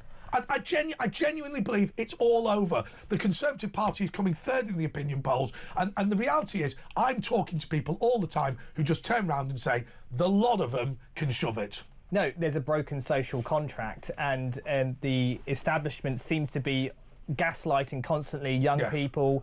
Look, the Labour Party have fallen out of touch with the pensioners, with small businesses, with national insurance rights. They've fallen out of love with white people, working class in general, because they're all far right. They've fallen out of love with the farmers. Yeah. And the democracy, they're stopping democracy. And you know what I mean? They're stifling democracy. Going to give the vote to 16 so even they win. the Muslim vote, they're losing the Muslim vote because they're going to go to the independents, their own independents. The Gaza MPs. Right, so this is the reason why Labour are actually trying to extend it to younger people, right? The Gen Z generation, also foreign nationals. They're trying to find a whole new vote bank to get things going. So you can be not British and vote. Cancelling the county council elections in May. There's gerrymandering all over the place. It's worse than that. That's like treason. You know what I mean? They're not doing it for the reasons they're saying. They you just undermine the very democracy of the country. If you have Pakistani or Bangladeshi tribal areas, effectively, which is what are being created, where you're not. It's not immigration. You are transplanting one village from the Punjab to the United Kingdom. Now, look, it is common to have effectively ethnic and family voting over there, right? Now, if you're not going to tell people not to do that, what are you hoping they'll do? Suddenly they wake up one morning and go, everything that we've learnt in Pakistan, we're going to just guess is wrong and do something. Well, a lot of times it's a postal vote, and just the patriarch just fills them all out. Yeah. Look, if you're someone who's newly come to the country, you're Pakistani or Indian or someone like that, you're going to go and gather in other areas where there are other Pakistanis and Indians. That's normal and that's natural. But if you are a white person that says, I don't recognise my town or village anymore, suddenly you're racist. Of course you are. But it's the same principle. You want to be around people who share the same culture and the same ideals and everything else. It's like, and they're still doing it, the Tooting Conservative Club non-halal meat raffle, right? That is... So imagine if you went to Tokyo and there were no Japanese people and just all people from Yorkshire. I mean, that's weird, isn't it? Yeah. We're not meant to say that. Yeah, imagine you went to Bangalore and everyone was from Manchester. They're white, pub drinking, watching the football, you know, and if you're an Indian, then you'd be like, what's happened to my town? And all the leftists would agree that's a ridiculous thing, but not the other way around. Doesn't Douglas Murray say that India is for the Indians, Africa is for the Africans, and South America is for the South Americans, and Europe is for everyone? But that's why I think to be British is a civic identity, right? Yes. So which transcends ethnicity, right, and your heritage. But to be English, I do believe is actually an ethnicity, right? Okay. Scottish. To be Scottish is an ethnicity. Irish and Welsh. So how have you look? I mean, we don't hear much about Sri Lankans, bluntly, because there hasn't been the mass immigration from Sri Lanka in the same way perhaps there has been from somewhere like Pakistan. But how did you end up the way that you are? Because presumably, there's a hidden compliment there somewhere. But my point is this, right? You have an Asian name, you have a Sri Lankan name, and you have a Sri Lankan skin colour. Yeah. But that is the only non-British so thing my about hardware, my heritage is Sri Lankan Tamil, my software is British. Good way of putting it. That's what it is. And the British identity is a software situation. It's a psychological phenomenon. You have a feeling, a sense of gratitude and belonging to the United Kingdom. It's British, so you feel British rather than English, which is an ethnicity. Well, look, and I think you're right. I think that's right. Look, some people might use the word English as being part of the English nation, the land of England, and so therefore they might say, Myron, you're English, and that's like, okay, fair enough. But I think it's an ethnicity. Yeah, look, I don't. Can I have two ethnicities? Yes.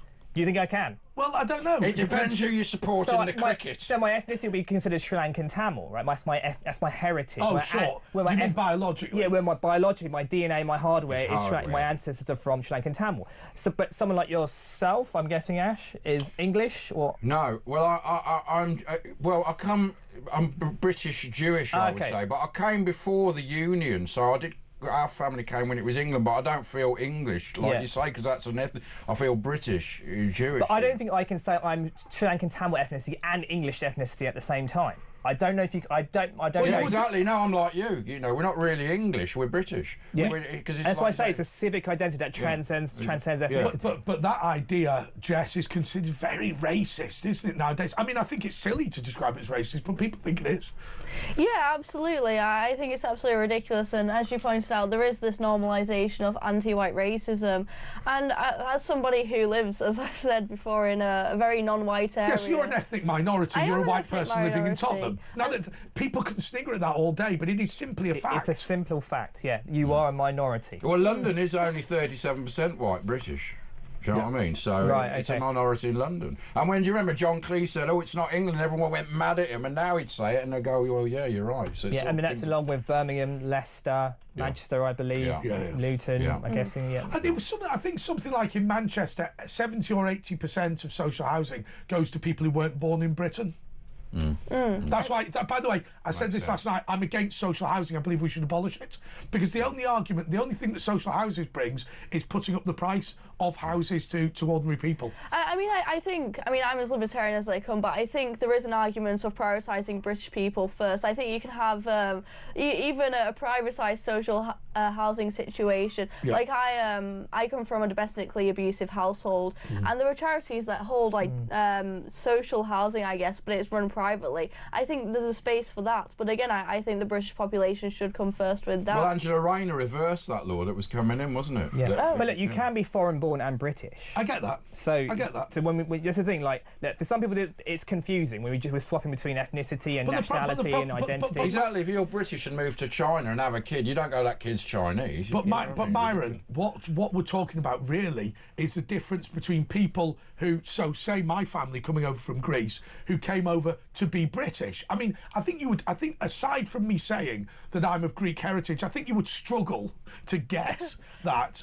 But then there's two options. You can either say he does like smashing plates. I'm quite good at smashing plates, actually. It's a giveaway. The wife. No, I'm joking. No. On a serious note, if you say to somebody, "Come over here to be British," then that's one proposition. Effectively, park your backside on the social and continue to speak Urdu is a different proposition. I do also wonder, though, and I come from, my family is northern working class, or probably peasants. Are they really? Because nobody guessed.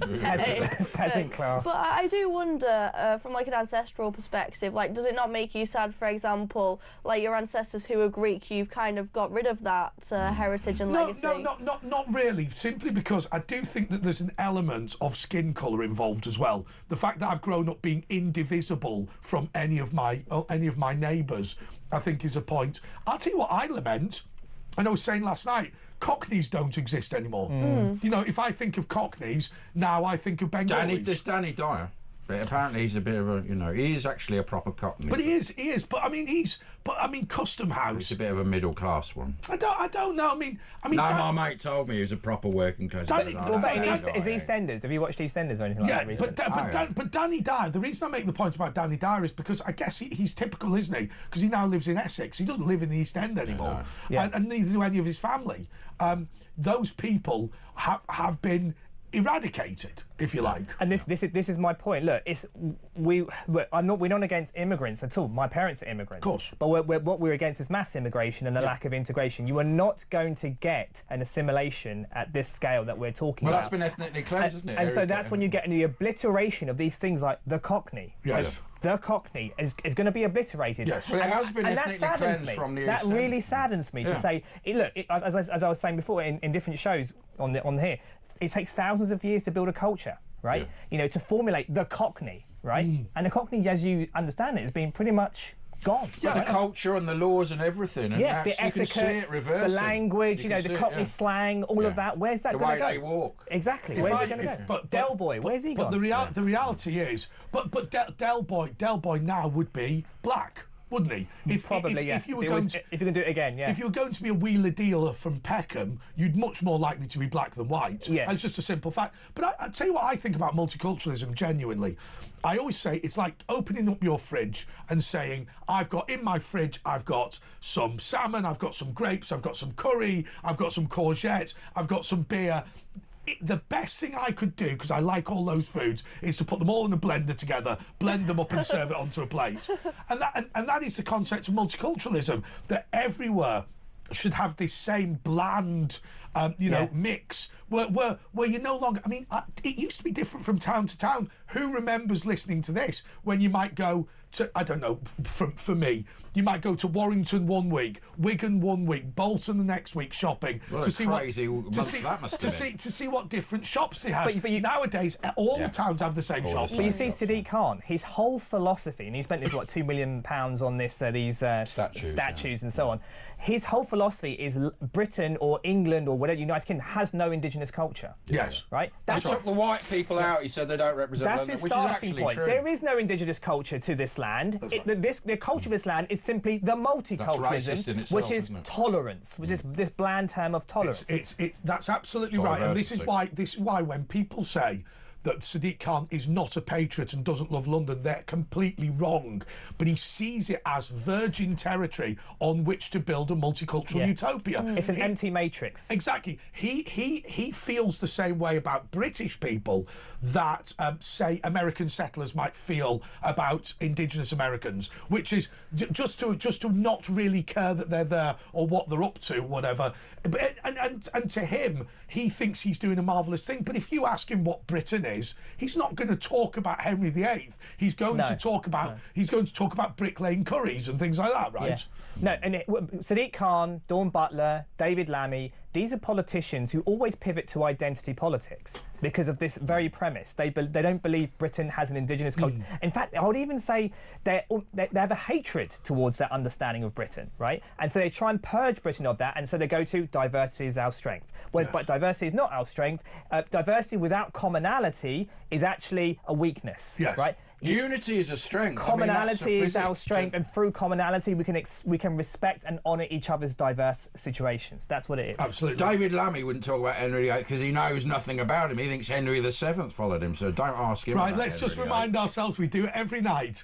Just in case you weren't listening last night. What did on Mastermind, when David Lammy was asked, who is the son of Henry VIII? Henry VII. Henry VII. Also, Jess, your question is this. Right, now you can't do the right answer. You've got to come up with the wrong one. Which Marie invented the X-ray? Oh, I don't know. It's Marie Antoinette. I mean, that's in the Encyclopedia of Dave Lammy. I mean, that is just Big Dave. I mean, look, we've seen the Marie Curie shops. Surely you would guess that. Marie Antoinette. He actually said that. He did say that. He got every question wrong in Mastermind in the general knowledge thing. But he said the greatest threat as a foreign secretary, the greatest threat to Britain is slavery, climate change. It was amazing when he went to the UN and he was talking about Vladimir Putin and he was going on about slavery. There you go, identity politics the again. Transatlantic slave trade is the one thing that Vladimir Putin's not involved with. Like, he's on every blag, every single one. But they're going through Africa, nicking loads of stuff with their Wagner group. It was like that blooming, what's his name? Starmer. we need to get the sausages back. Sausages is the one thing that in Israel and Palestine they don't want. They're all agreed. No, they love a good sausage. You don't have to have a pork sausage. Sausage racism, they're all agreed that pork sausages are one thing. That's the only thing they've got. You could have said literally any other word. Anything else, apart from bacon roll. That would be the only... Anyway, they call it white steak. We'll be back with our press preview, which I guess has been derailed slightly. More of that.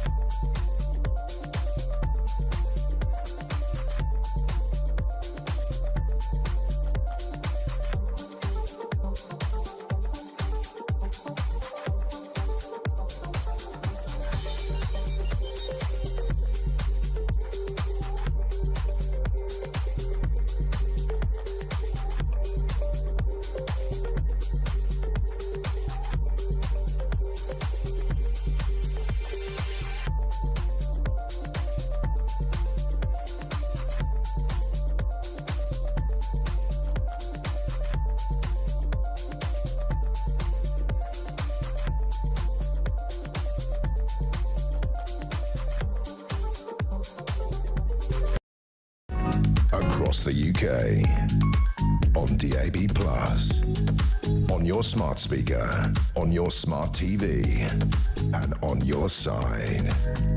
This is Talk. Yes, this is the press preview with Andre Walker and Asher Gould, and Myron Senthil Nathan and Jess Gill are our guest co-hosts this evening. By the way, yesterday it took me ages to get rid of the Phil Dave YorkshireDating.com profile. Well, it was so popular. I mean, Big Brenda, she was the first on the case, wasn't she? Busty Babs. In fact, I've heard he's with her tonight. The photos that Busty Babs... Oh, that was it, Busty Babs. The photos that Busty Babs sent. I turned my phone to show some of the panel, and we almost got a glimpse on camera, at which point the producers panicked very considerably. OK, The Guardian. The Dare was hunted by Bear Grylls, so obviously likes a bit of human meat. And whole milk is back as shoppers embrace full fat. Dairy products such as full-fat milk, butter and Greek yoghurt are seeing surging sales as consumers feel the benefits of lower-fat products may be overstated. And there's a lot of benefits with the fat milk because apparently you get more I mean, you're a scientist, aren't you? You're a dentist. By the way, that tooth that had broken... you said, oh, don't worry about it, don't do anything. Yeah, my mouth's got used to it now. I just chew on the one side. But yeah, days. Whole milk gets, especially calcium, it gets in, doesn't it? Your milk. What happens? You get all your nutrients with the fat. The low fat. I mean, I don't drink milk. I don't like it. But all of this, on your stomach. All this low fat milk. What people replaced it with was sugar. That's the reality, isn't it? Yeah. So stuff is now laden with sugar instead of fat. In the 80s, and they just added sugar. This is why sometimes, if you're going to do something like veganism, if you're going to go down the vegan route, people eat really unhealthily. Massive, load up in gluten, load up in carbs. You see a lot of fat vegans, don't you? Because they have all those heavily processed meat substitutes. Yeah. Soya. Yeah, it's really nasty vegan. You can go down a really dark place if you go down the vegan. You've got a plan. I'm not saying don't be vegan. Because you are vegan, isn't that it's a Hindu thing, isn't it? I'm vegetarian, but.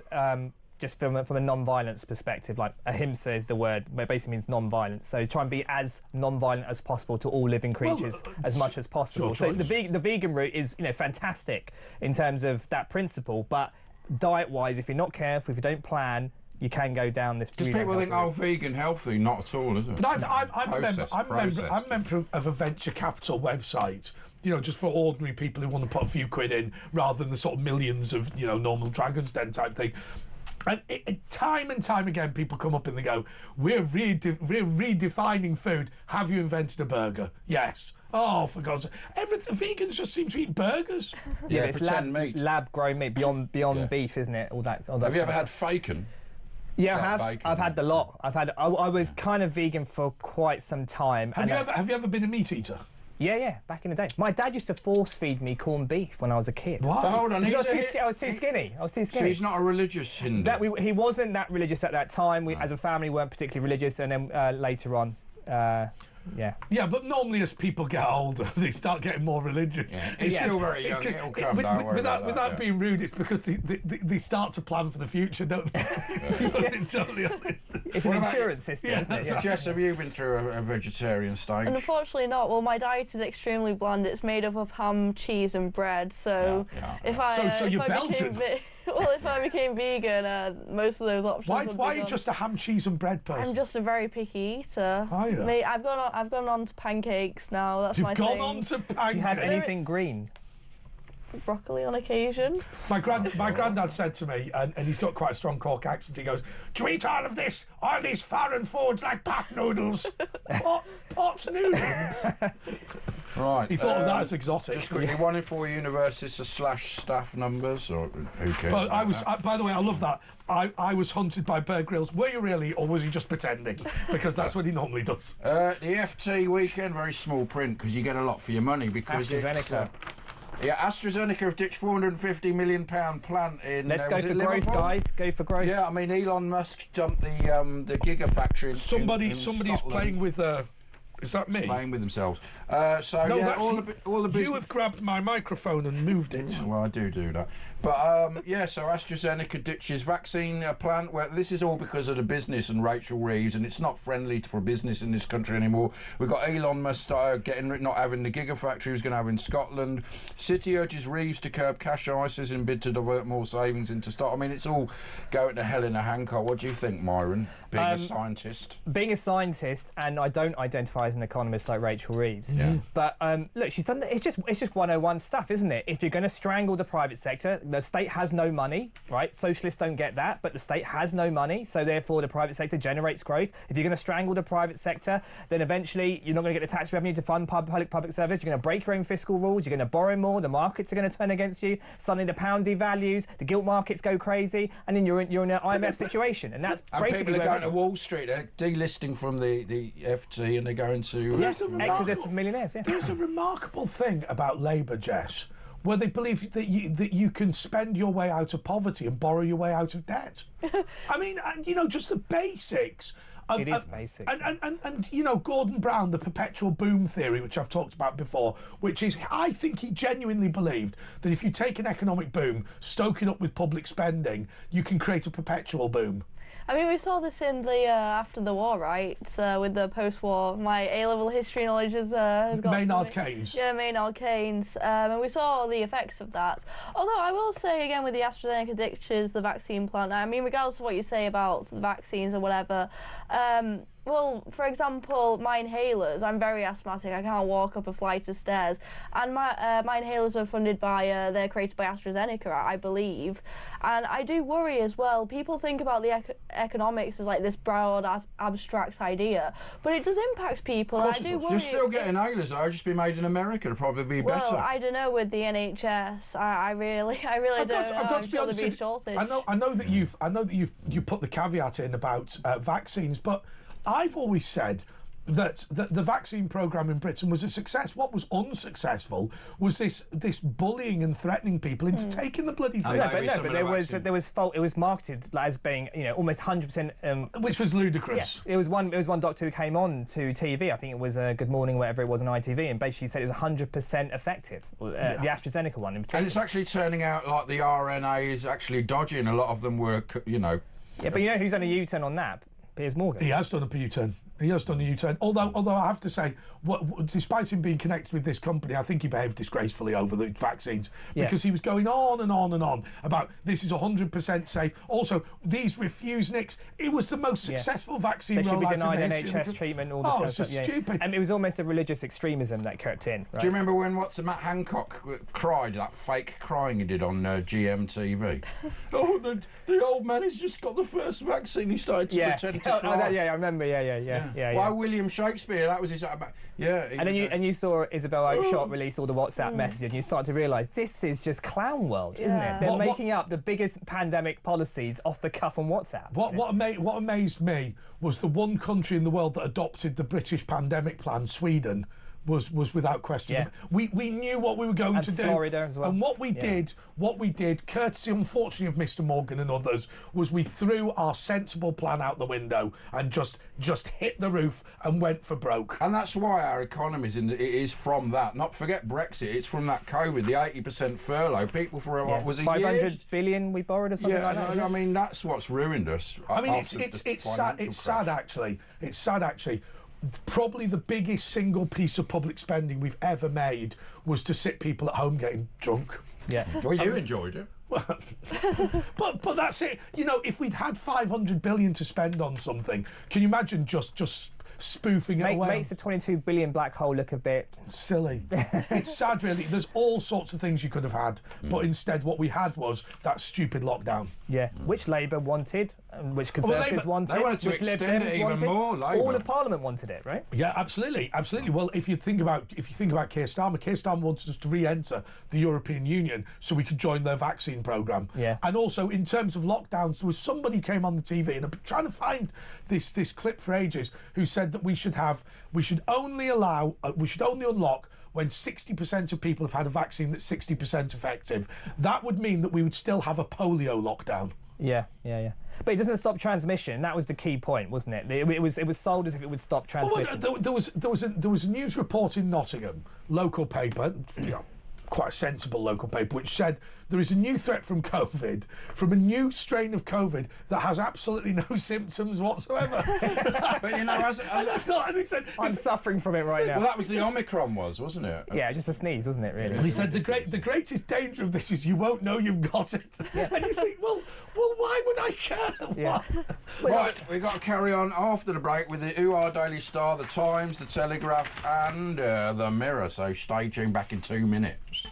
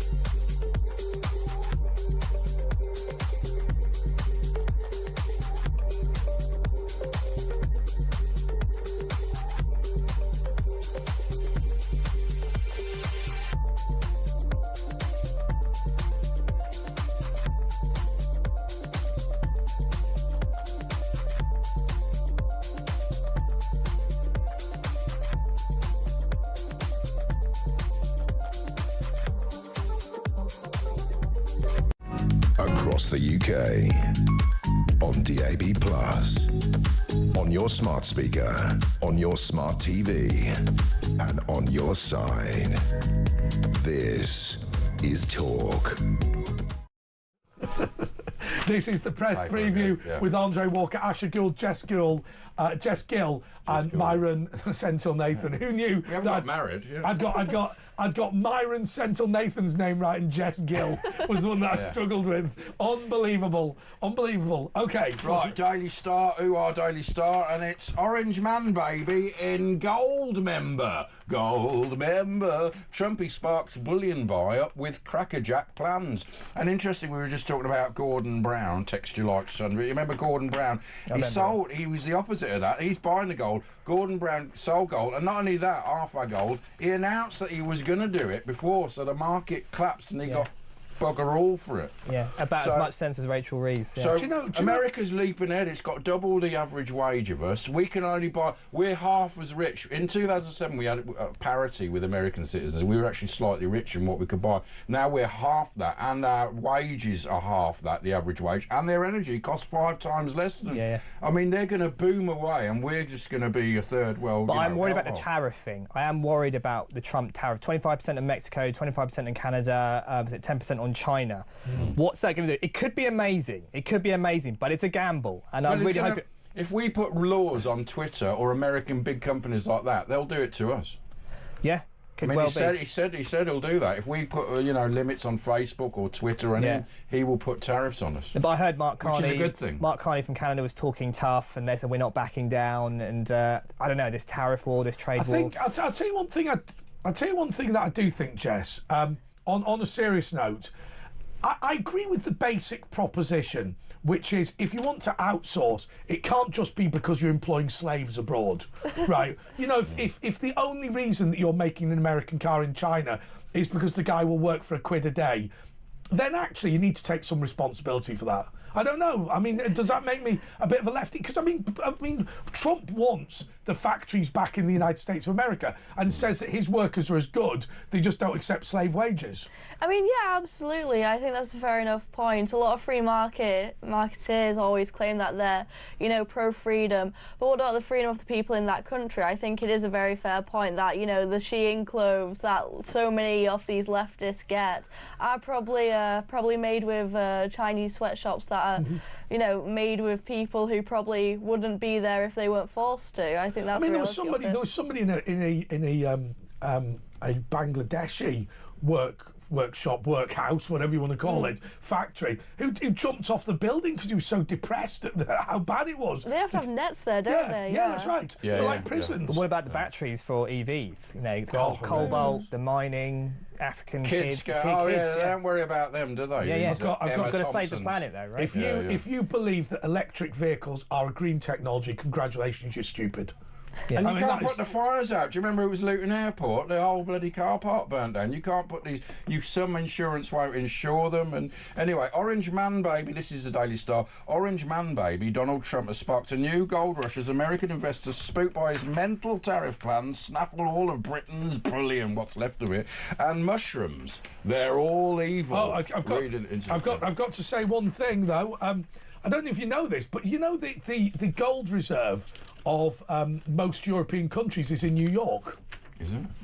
Apparently, so that they can move it between them really easily. Oh, that's handy. So they store their gold. Yeah. In New York. Okay. Well, no, we've got a big safe here, haven't we? I've seen it underground or something. It's under the studio.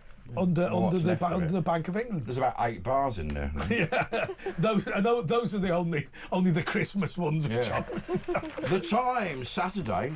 The Times, My Trump Makeover, bouffant hair, spray tan, orange glow. Read Simon Mills's article in the magazine, the Times, Saturday Times magazine, how he's had a Trump makeover, and we should all do that. Harry and Meghan's super rich hometown, apparently they're finished in Hollywood and America. No one likes them, and they don't care, like Millwall. And long-term sick-facing crackdown on benefits. That is not true. That's not going to happen. PM will curve £65 billion bill with back back to work push. What do you think about this, Jess? I mean, it's your generation that's the problem. It's true, actually. Not you, though. You're working hard. I'm working, yeah. Well, I'm been in once since the beginning of this year. Yeah, exactly. That's a lot for them. Well, I have another job on top of that, to be fair, in order to afford it. But I am footing the bill for a lot of my peers. I've got to say, the amount of friends I've had who have justified going on disability benefits because of their mental health, like working-age men, and it's just like, I want to be sympathetic, but, you know... Well, you know them, these people. Is it just taking them in and swinging the leg? I mean, it's playing victim as well. They said 700,000 people under 35 are going to be permanent, like, on the dole. To be fair, sickness benefit. To an extent, I can't blame them. To an extent, obviously, I'm not encouraging anyone to go on benefits, especially if they don't have to. They don't need encouragement. But to be fair, it's like, what is the country offering them? There is a point where it's just like, I could either work a job that doesn't care about me, my taxes will go towards people who hate me. You'll actually earn less because they'll pay for your property. You'll be on like the equivalent of a 40 grand job. Yeah, exactly. You have a couple of kids, you've made it. So how can I blame them for doing that? I've got to be honest with you, I remember the story that I've told before in Lee, Greater Manchester or Lancashire, depending on which way you look at it. They did all the houses up, all of these old terrace houses, which looked absolutely fantastic when they'd redone them, sandblasted them, cleaned them, put new windows, new doors in. And every street had one or two people with, you know, who hadn't redone the houses. It looked awful. And I remember saying to somebody, oh, you're on one of those streets that redone. What about those awful people who haven't had the refurbishment? And he said, oh, I'm one of those. He said, because if you're on benefits, you got it done for free. But if you had a job, you had to pay £4,000. I couldn't afford the £4,000. And he said, so now I receive a personal reminder every time I come home that I've made a huge mistake by getting a job. Yeah. I mean, welfare reform is the way to unlock this country's dynamism. If you can get people back into work, do you have to raise the tax threshold? The basic rate of tax has to rise. That's the reform policy, up to 20 grand, so people keep more of their money. Otherwise, the benefit lifestyle will always, that 16-hour benefit trap. You know, but what's also the point? You can't buy a property. I mean, you used to want a job so you could go and get a mortgage, but you're not going to get one anyway. Well, look, I mean, I'll tell you what used to happen very, very commonly in this country. We're not talking about hundreds of years ago. What would happen is a couple would meet each other, they'd decide to get married, they'd go down to the local bank and they would organise the mortgage to move in when they came back from the honeymoon. Who does that nowadays? That sounds like a dreamland fantasy myth. But what would happen is, as part of your preparation for your marriage, you'd look at the house you were buying. Nowadays, people just go, oh, well, you know, we're just going to... Also, the honeymoon would be the first time you ever, you know... Well, yeah. And that was traditional family values. I think even in the 50s that was probably getting a little unusual, but in certain areas. Yeah. But fine. Anyway, we've got to take a little breaky back in two with another couple of beauties.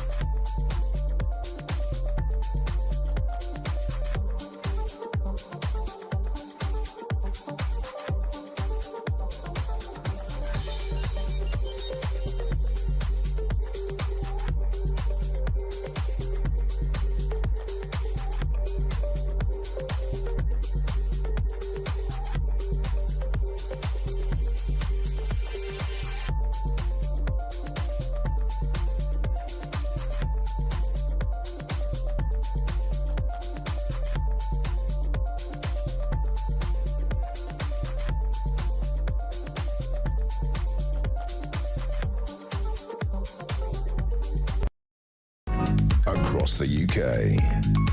On DAB+. On your smart speaker, on your smart TV, and on your side. This is Talk. This is the James Whale Show with Oh, you meant them?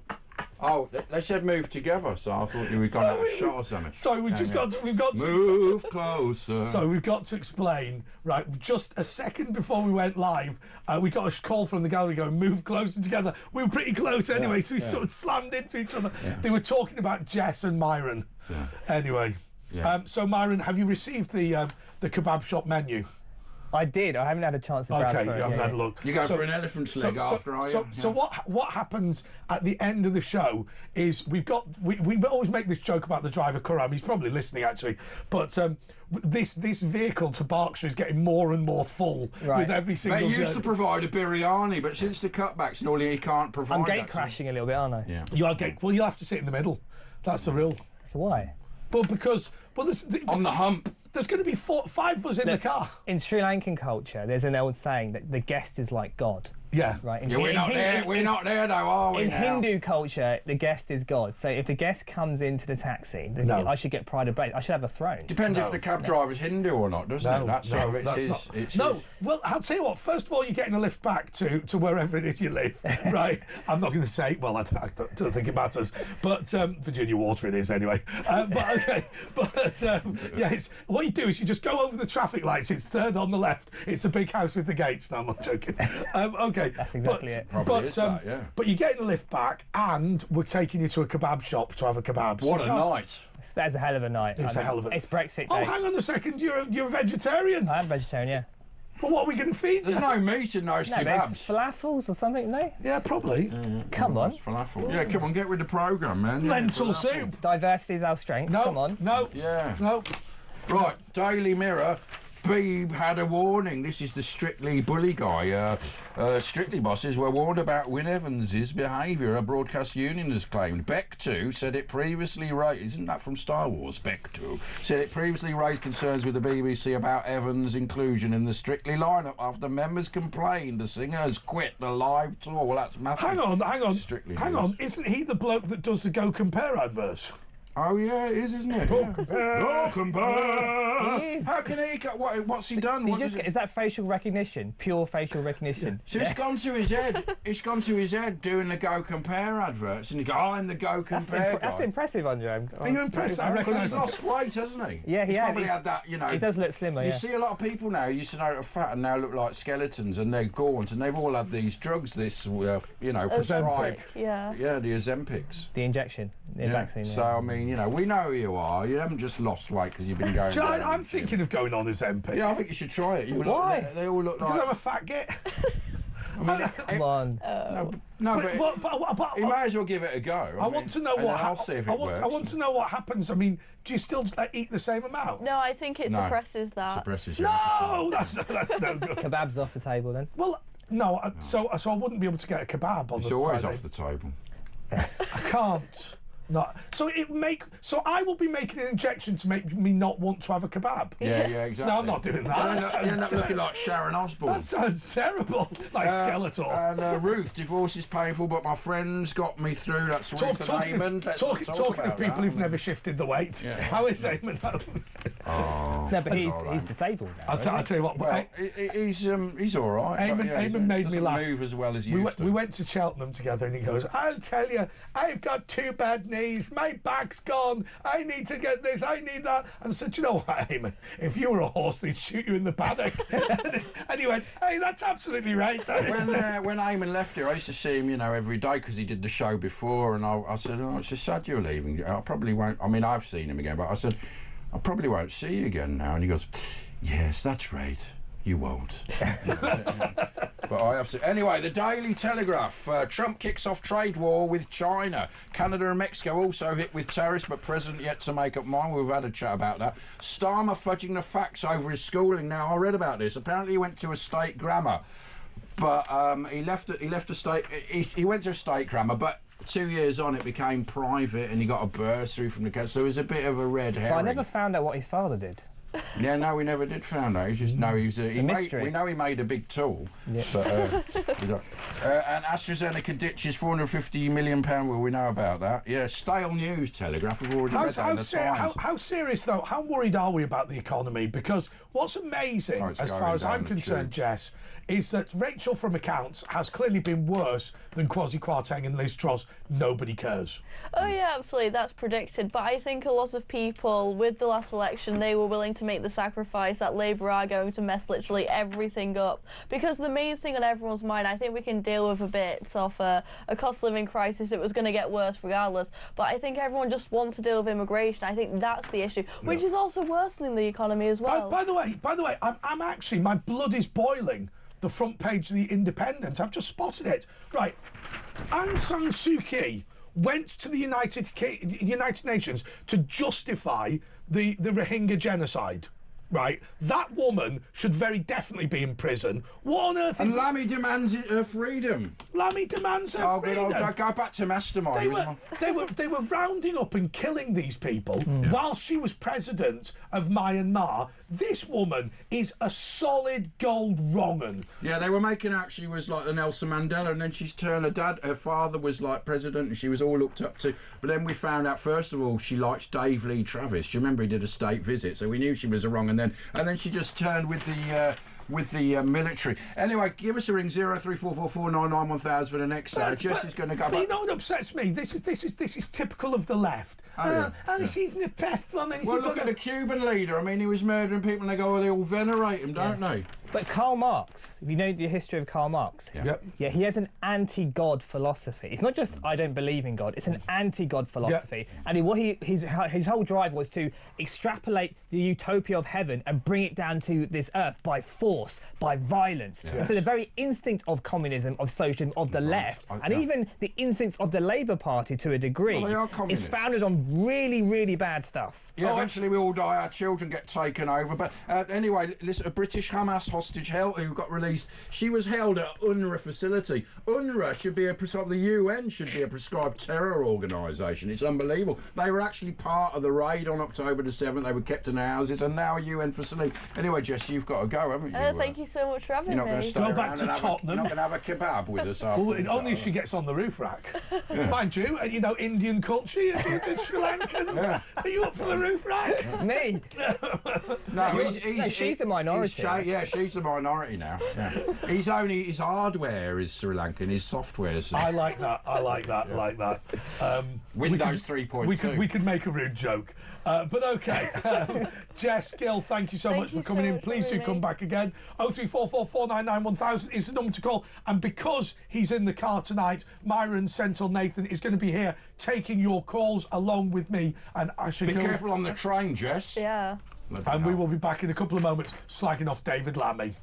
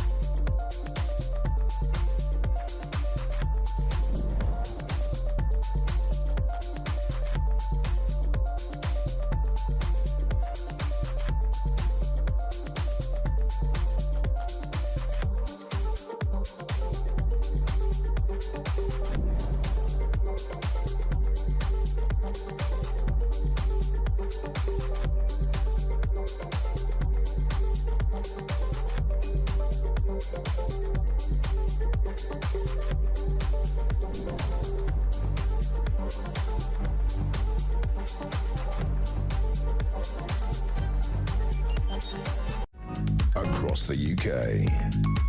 On DAB+, on your smart speaker, on your smart TV, and on your side.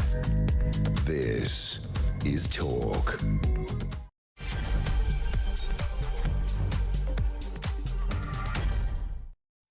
This is the James Wales Show with Andre Walker, Myron Sentinel Nathan, and Asher Gould.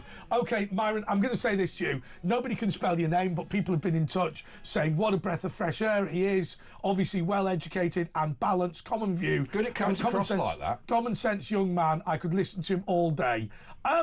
Ernie. Let me just ask you about your political views. Yeah. No, your political ambitions, because you are a successful businessman, admittedly a dentist, right? But Yeah, it's hard to fail at that, isn't it? But you are planning to take what presumably is the pay cut of entering Parliament. If Reform UK needs me, or if there's an opportunity, and I'm up for it. Look, I'll be honest with you. I will do whatever it takes to bring the country back on track. That's what it is. And you feel that sense of public duty? Absolutely. I mean, look, we go back to talk about immigration, talk about culture, and all the rest. My parents came here when immigration was in the tens of thousands, and they worked extremely hard, integration and everything else. Why am I so successful? Because of the hard work of my parents, but because of the systems of this country. Because of the glory of this country. That is why I am successful. That's why I've been able to do anything that I can do. Why I'm wearing this nice suit. Why I have the company of you guys. Why I'm breathing this air. Why I have my health. It's because of the glory of this country. Yeah, but you should have put a shirt on with that suit. You know? Fair enough. I like the jumper. But the problem is, there's a saying in the Bhagavad Gita, right, which basically says, those who take from the fire of life without offering back in is verily a thief. Yeah. And so the point is, we've all taken from this country. We need to give back. The problem with what you've just said there, had you have done it in an Asian accent, it would have sounded better. Anyway. No, but what seat? Because they're gonna give you an election seat, aren't they? What would you go for? Your local seat, or would you just get because he's going to offer it you, isn't he, Farage? Because you're a dentist, you're perfect for reform. But your local seat's Windsor. It is. So is that where would you stand a good chance? Do you know that it's interesting? The Conservative MP, Jack Rankin. You know him. I do. He recently put something out. Used to be a big macher in Windsor. Yeah, he recently put something out on X where he basically was there with his tick list of what he'd achieved recently, something like that. But the colours were all Reform colours, and there was no hint of a Conservative emblem or symbol anywhere. And that has been noted. Yes, and even Zia Yusuf, I think, retweeted it saying this looks a bit suspicious, right? I have to say, well, I don't know. I don't know if it's fair to speak on a Member of Parliament's behalf, but I think it's fair to say there are a large number of Conservatives whose only reason for staying in the Conservative Party is that yeah, okay, let's... Go on. Come on, spill the beans, man. Effectively, there are a large number of people who think that reform would be better for the country than the Conservative Party, and they are members of the Conservative Party. I don't know if Jack Rankin is one of them, but what I will say is, and this is really genuine, there are a lot of people in Conservative Central Office and in Labour Party HQ who believe in blues versus reds, right? Yeah. As long as we win, it doesn't matter what we say, and doesn't matter what we do. Purely tribal. Well, the Tories with the councils who got these elections cancelled, they worked together. The Uniparty worked together to stamp down on reform, and I think it's a permanent ending to those two parties. I think the idea that the Conservative Party can rely on Conservative votes whilst advocating socialism, I believe those days are gone. They're liberals. The merger that needs to happen between Reform and the Conservatives is one of cannibalisation, right? The Reform need to essentially devour the Conservatives, and those who are sort of the one nation wet Tories need to go to the Lib Dems. They have to, because otherwise we'll get the same thing that happened again, and we'll end up with end up with 10 years of Starmer. The only problem is, and if you want to talk about Windsor, they own a building that's worth £250,000. The Conservative Party collapse hands that to the Liberal Democrats in reality. But OK, Ken is in London. Ken, you're on Talk. Good morning, everyone. Good morning. I would like to speak about the headlines in the Daily Star today. I noticed it while I was in Sainsbury. We mentioned it last night, Ken, if you were watching the paper review, about the asteroid that's going to possibly hit us. That's what we're talking about, Ash. Go for it. Now, this man who gave this, the source of this information comes from a bona fide professor. He's Professor Gareth Collins, Professor of Planetary Science in the Imperial College London. Yes. And he has specifically given dates. December the 22nd, 2032 at 5:25 a.m. He believes there's a possibility of a 100-metre wide asteroid hitting the planet Earth. Now, that's only his opinion, but this is a scientific opinion, so it's worthy of consideration. Well, he knows the date and the time, but they're always out. They could be out if it's within 100,000 miles or something. They say that's very near. No, but I assume Ken's point is not about the science. So perhaps you want to proceed. Yeah. Now, what I want to talk about to go along with this scientific viewpoint is the Bible viewpoint. And if you want to read it for yourself, it's in Revelation chapter 8. Now, in Revelation chapter 28, which was written about 2,000 years ago by the Jewish prophet and apostle John, he tells us in the revelation from God that 2 asteroids will hit the planet Earth just before the second coming of Jesus the Messiah. The first asteroid was going to hit the Earth. It's going to hit the Earth, and it will look like a great mountain burning with fire as it hits the Earth. It will land in the sea, and it will result in the deaths of 1/3 of all sea creatures and 1/3 of all ships to be destroyed with the crewmen. And of course, if an asteroid this size hits an ocean, it will cause a gigantic tsunami. It will. So that's the first asteroid. But can I ask you this, Ken? So forget whether this is going to happen or not. I mean, do you believe that the kind of end of the world would be a good thing? Well, it's not the end of the world, is it, Ken? It's not the end of the world. It's a warning of the end of the world. The end of the world is coming when Messiah comes. It is for 1/3 of the sea life and a lot of people, but it's not the end of the world. No, it's not. But we're heading to nuclear Armageddon, aren't we, Ken? I mean, that's the Armageddon we're heading to. There's 8 countries have it.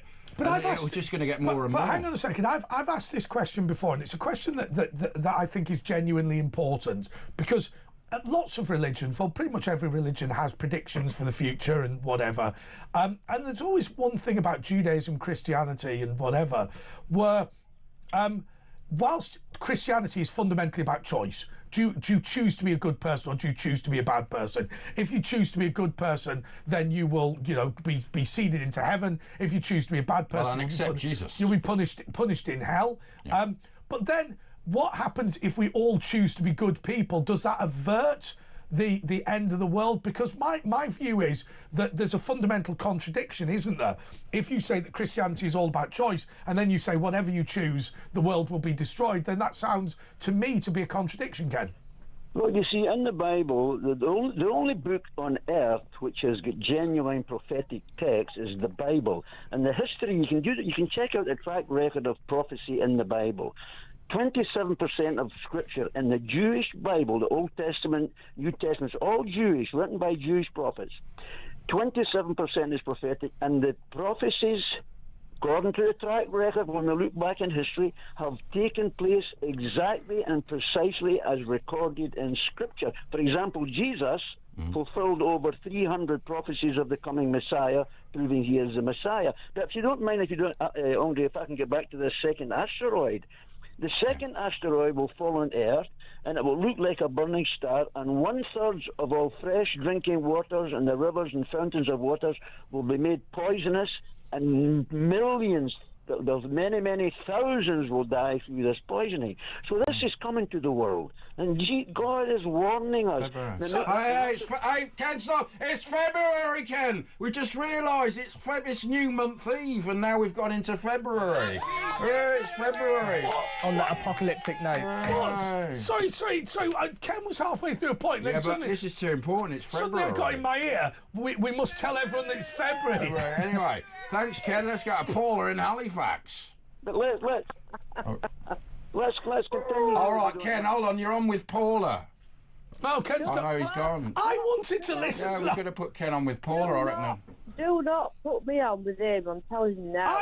Right, can I be honest with you? I'm interested in what Ken said, and then suddenly we hear, it's February. He was giving away too much, wasn't he? Paula. Yeah, I'm on my own. Right, what have you called in about? Yeah, well, I'm ringing about you, and I'm ringing about James, and I'm also ringing about another couple of stuff. So, how's James doing? Well, he rang in earlier. Did you see him earlier? He was on the show with Mrs. Lady W. No. Well, where were you at the beginning of the show? You'll have to watch on.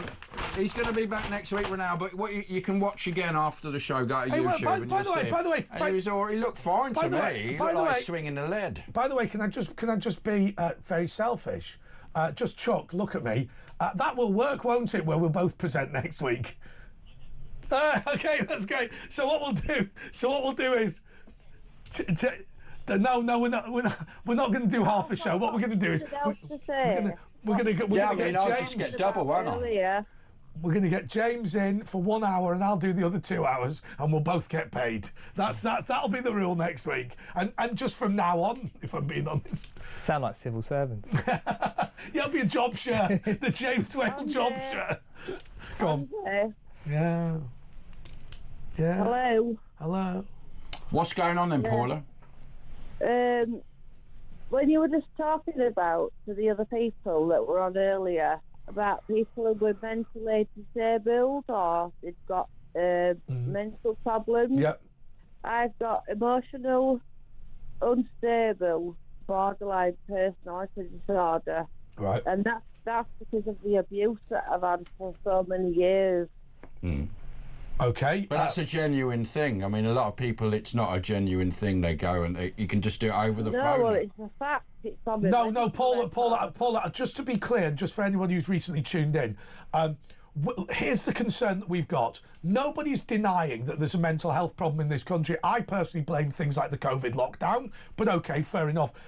I think the point we're making is we're not saying that people are taking the mick. What we're saying is they're being pushed into that situation, and what we've got to do is drag them out rather than accepting that they're mentally ill. Now, there are some people who are just mentally ill and you can't do anything about it, but we're talking about the hundreds of thousands of specifically young people. My dad was mentally ill. Right. Me and my sister have both inherited it. Yeah, well, I just want to draw a distinction between people who are suffering from a genuine problem and those people who we have caused it by a society. Yeah, and I think. Yeah. All right, Paula. Thank you so Paula. much. Thanks for your time. Okay, Jasmine is the teenage witch from Manchester. By the way, I downloaded your video for Seacrest crisps. It's absolute filth. What's that? What, mine? Yes. What's that? It's not filth, it's fantastic acting. Is it filth? Can you tell me what is it? Crisps. She's pleasuring herself. It's cold. Are you kidding? What? She's in a bath of Seacrest. No, crisps? she's in a flat in Manchester. Salt and vinegar. Pleasuring herself. What No, well, you would do when you're having crisps. Seabrook crisps. Yeah. Seabrook crisps. Acting. And you were pleasuring yourself whilst eating crisps. Very tastefully done. It's not tastefully done. Tasteful. Sounds interesting though, doesn't it? Is it the ones with the little salt in the packet? Yeah. I know, so it can be quite sexy, can't it? When you No, they can't. sprinkle that salt Well, have you over seen me on Shameless, Andre? No. Were you on Shameless? He knows I was on Shameless. Are you the Bo Selector woman? No. That one who looks like Bo Selector. You cheeky sod. Right, so I liked Shameless. When were you on it? Oh, I was, I don't know, 10 years ago, 20 years ago. Yeah, but you're going to have to tell me which episode, Probably right? 20 years ago, wasn't it? It was Frank Stagdo I was on. Frank Stagdo, all And right. did you have a talking part in it? My tits did. Wow, amazing. I'll tell you what. You've got talking tits. I've got a friend of mine who's got quite an unusual name. So I won't say the bloke's name, but I've got a friend who's the only person with this name in the United Kingdom. And I changed the cast list. You checked the census. Yeah. Right? No, you can. If you're involved in politics, you can check the names of everyone on the electoral register. So what I did was I put in on Wikipedia and made him a character in Queer as Folk, and it has stuck with him for years. People go, "Were you in Queer as Folk?" It's like, no, why would I be queer? Go on, say the name. Andre, Yeah. I want to ask you a question What? about politics. Okay. Whether you can do anything to help this situation. Okay. When the House of Commons are all talking Yeah. and they go to every leader of every party, they never seem to go to reform No. so they can ask a question. No, they don't, and I think that's a major problem. But it's a bigger issue. Can you put a question to Parliament where people can sign on and support it? Table a question. Well, the thing is, what they're doing is they've had. First of all, they had PMQs with obviously the Prime Minister and the Leader of the Opposition. Now they asked the third largest party, which is it's the SNP at the moment. Yeah. The problem is, it would put Farage quite a long way down. But that's not the problem that Farage has got. It's PMQs. It's actually that when there are speeches in Parliament, they go first for a Labour MP and then they go to the official opposition, Labour MP, official opposition, and go like that. So that means if Farage wants to make a speech in Parliament, he might have to sit through a debate for 8 hours, and therefore he can't do it. That's his bigger problem. What I'm saying is, they go to the Unionist Party, SNP, Labour, Liberal. He is the leader of a party. Is there no way that he can get to ask Starmer? No. And Lindsay Coyle. Although the reality is, how do I say this politely and communicate the point? Farage really likes Lindsay Hoyle and has never said anything critical of him. I'll just say it like that. Myron, do you think that has communicated the point? No. Yeah. Oh, okay. He thinks he's... He doesn't like Farage. I mean, look how they stitched him up. The reality is that what Farage has to balance is the need to change things whilst also not upsetting the apple cart so much, given that they all hate him. Right, yeah. But Richard Tice, Rupert Lowe have been absolutely prolific. They've been amazing. And Lindsay Hoyle's in under Starmer's command. We've seen that a few times. In banning that vote. It's not. Well, no, but he's not doing. He's just cancelled a council of 13 council elections. Anyway, do Myron's. Yeah, what are you seeing for Myron or any of us? Are you seeing anything in your visionary futurist mind? When I look at Myron, I feel that he's very spiritual, and I feel he might have seen spirit in his life. Well, we've talked about that before. Feel when I'm looking. You've looked at his Twitter. It says spiritual. We know how this game works. Have you got any more specific predictions? I don't go on Twitter. I don't know anything about. Remember, I worked with Derek Acora for many years. I know how it works. Oh, has your dog got? He had a problem with his ears in the rear. He doesn't anymore. Everyone had a dog with ear problems. I don't make it up. I see what I see, and I know that man who sat with you, Myron, is very spiritual. Yeah, but you could have just looked on his Twitter and you wouldn't have to use your mind juice. Have you ever seen Spirit? Have you seen Spirit? Vodka. He's having a Spirit later after his kebab. No, I haven't. Falafel, sorry. No, I mean, I was saying... I feel he's very spiritual and he can pick up on people's auras. Can you do that? The energy of people. Can you do that? Can you pick up someone's Rita? Got anything more specific? I mean, we can all... No comment. No comment. And the other thing is, Ash, when I look at you, I know you're spiritual as well. Me? Yeah, very. Yeah, no, I am actually, yeah. And it doesn't say that on my Twitter. I'll try and hide that. What about... I don't go on a Twitter thing. Andre's not. You're the only one who's not spiritual. What about Andre? He's not spiritual, is he? He's very materialistic. Yeah. Andre, he can weigh people. He's hedonistic, materialistic. And the other thing about Andre is this. Everybody tells Andre the problem, but who does Andre go to? It's true. Tell his problem? It's true. His mate, his Ukrainian mate. A very angry Ukrainian. He lets it all out on his Ukrainian mate. A very angry Ukrainian with no sympathy for anyone. Yeah. That's for another night. The other thing I've gone small. Well, hold on, she's got a message for me. What was that, Yasmin? It's been good to hear you speak, Ash, because I feel as though when James is on with you, he's a bit too strict with you, telling you to shut up and promise. Shut up, Ash. Yeah, he is. Shut up, Ash. But, it's all right. I'll still get paid. For everybody, it's the year of the snake. That is about shedding old skin and growing and transforming. What, like psoriasis? More things that you need to this year. It's about transformation this year. It's also a number 9. Trading. Will it general election this year? Number 9. 69. Number 9. The year adds up to 9. 2, 2 and a 5 is 9. And that also is the energy of Saturn and Scorpio. So it means this year, for everybody on the planet, is going to be transforming for everybody.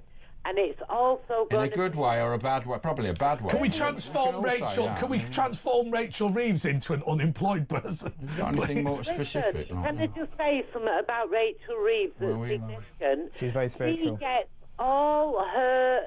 everything she does is cleared by Starmer, and Starmer gets it from Soros in America, and all their woke agenda, the Liberal Democrats. There you go. The Anunnaki. I mean, the great thing is, the world has changed when Yasmin the Witch is also a solid Trump supporter, right? Yeah. Witches have really changed. They've become very far right. Okay, we will be back just in a couple of moments.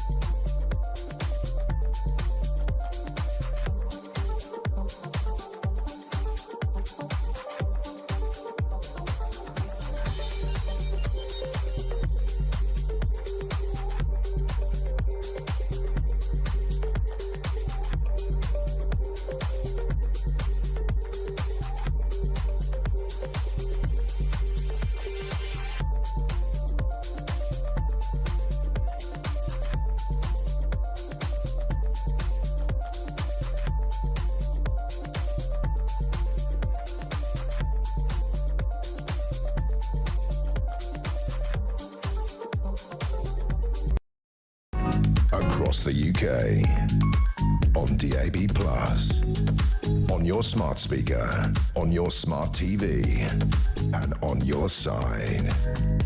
This is Talk. He's like 60 years Yeah, I old. can't stand him. He's an absolute knob ender. Dresses like Oh, 16 sorry. years Hello. old. This is the James Whale Show. We just talked Hair about like that, just talked about shaved Rory like. Stewart, right? Oh, no, he's different. You know, his real name's Roderick, so he is Rod Stewart. Oh my God! Can I tell you? I got on the train What a once. numpty. So quite often the last train from London Euston to Glasgow on the Thursday night has lots of people in politics on board it because they're going back to constituencies and stuff. Rory Stewart booked a ticket in first class and got his member of staff on standard and then came to visit her every now and again to see if she was okay. What a bell end. And the guy said when Trump, he goes, I'm going to put 100 grand on him. And then when Trump won, he goes, you know, my fault is I'm just such an optimist. And it's not my fault. I make crap predictions. Anyway, Simon Sevenoaks would vote for Myron. Oh, thank you. Simon. Amazing guy who sat next to you on the telly there. Yeah. There he is, look. I know that way, yeah. What a hero. Isn't this an example of the multiculturalism that works? This man, obviously of an immigrant background, but adheres to British values. And us British people, I'm a veteran, I can relate to him, and I'd vote for that man. Oh, thank you very much. Your response? No, I appreciate that. And I think, like I said, I think what the caller's getting at is he's a veteran, right? So when I look at the veterans of like World War II, even the guy, who's his name, sorry? Simon. Even Simon who's just phoned in. I see these people as fighting for me. I believe that the veterans took a bullet for me. But I don't see myself as an immigrant to the country, or someone who's got a visa in their back pocket. Well, it was your parents anyway that were immigrants, wasn't it? And so the soil of this land, I see as part of my very being. Isn't it time now to say, you know, some people, if you don't like the place, find somewhere else. Because, I mean, I actually think there's an element to this with immigration. My grandmother thought Greece was crap. Yeah. That's why she left and moved to Morecambe. I mean, it must have been a low bar in Greece, if I'm being honest. Morecambe's lovely. But on a wholly serious note, those people who are born in Britain, who perhaps think Pakistan is a better place to live, should move to Pakistan. Yeah, but they want to change. They go, no, this is rubbish, your culture. We're going to change it here. The problem comes from us as well. We haven't asserted British identity and British culture strong enough. You know what I'd have? I would have bank... The thing is, cult identity doesn't just need to be talked about, it needs to be practiced. Yes. So you need to have bank holidays. Let's have a Shakespeare bank holiday, a veteran bank holiday, an Industrial Revolution bank holiday, a banning of slavery bank holiday. So we get Margaret Thatcher bank holiday. Well, all these bank holidays, we get together and we celebrate in our streets and our villages, and we honour in our schools, in documentaries on TV. We gather together and go, wow, bank holiday, Shakespeare bank holiday. That's never going to happen, is it? But you have to practice it. Then it instills in your psyche. What about making Christmas mandatory in every school? So you have to learn about Christmas whether you like it or not. It should be part of the national curriculum. Look, we should have a balanced understanding of history, no doubt about it. You know, atrocities and successes of what colonialism has done.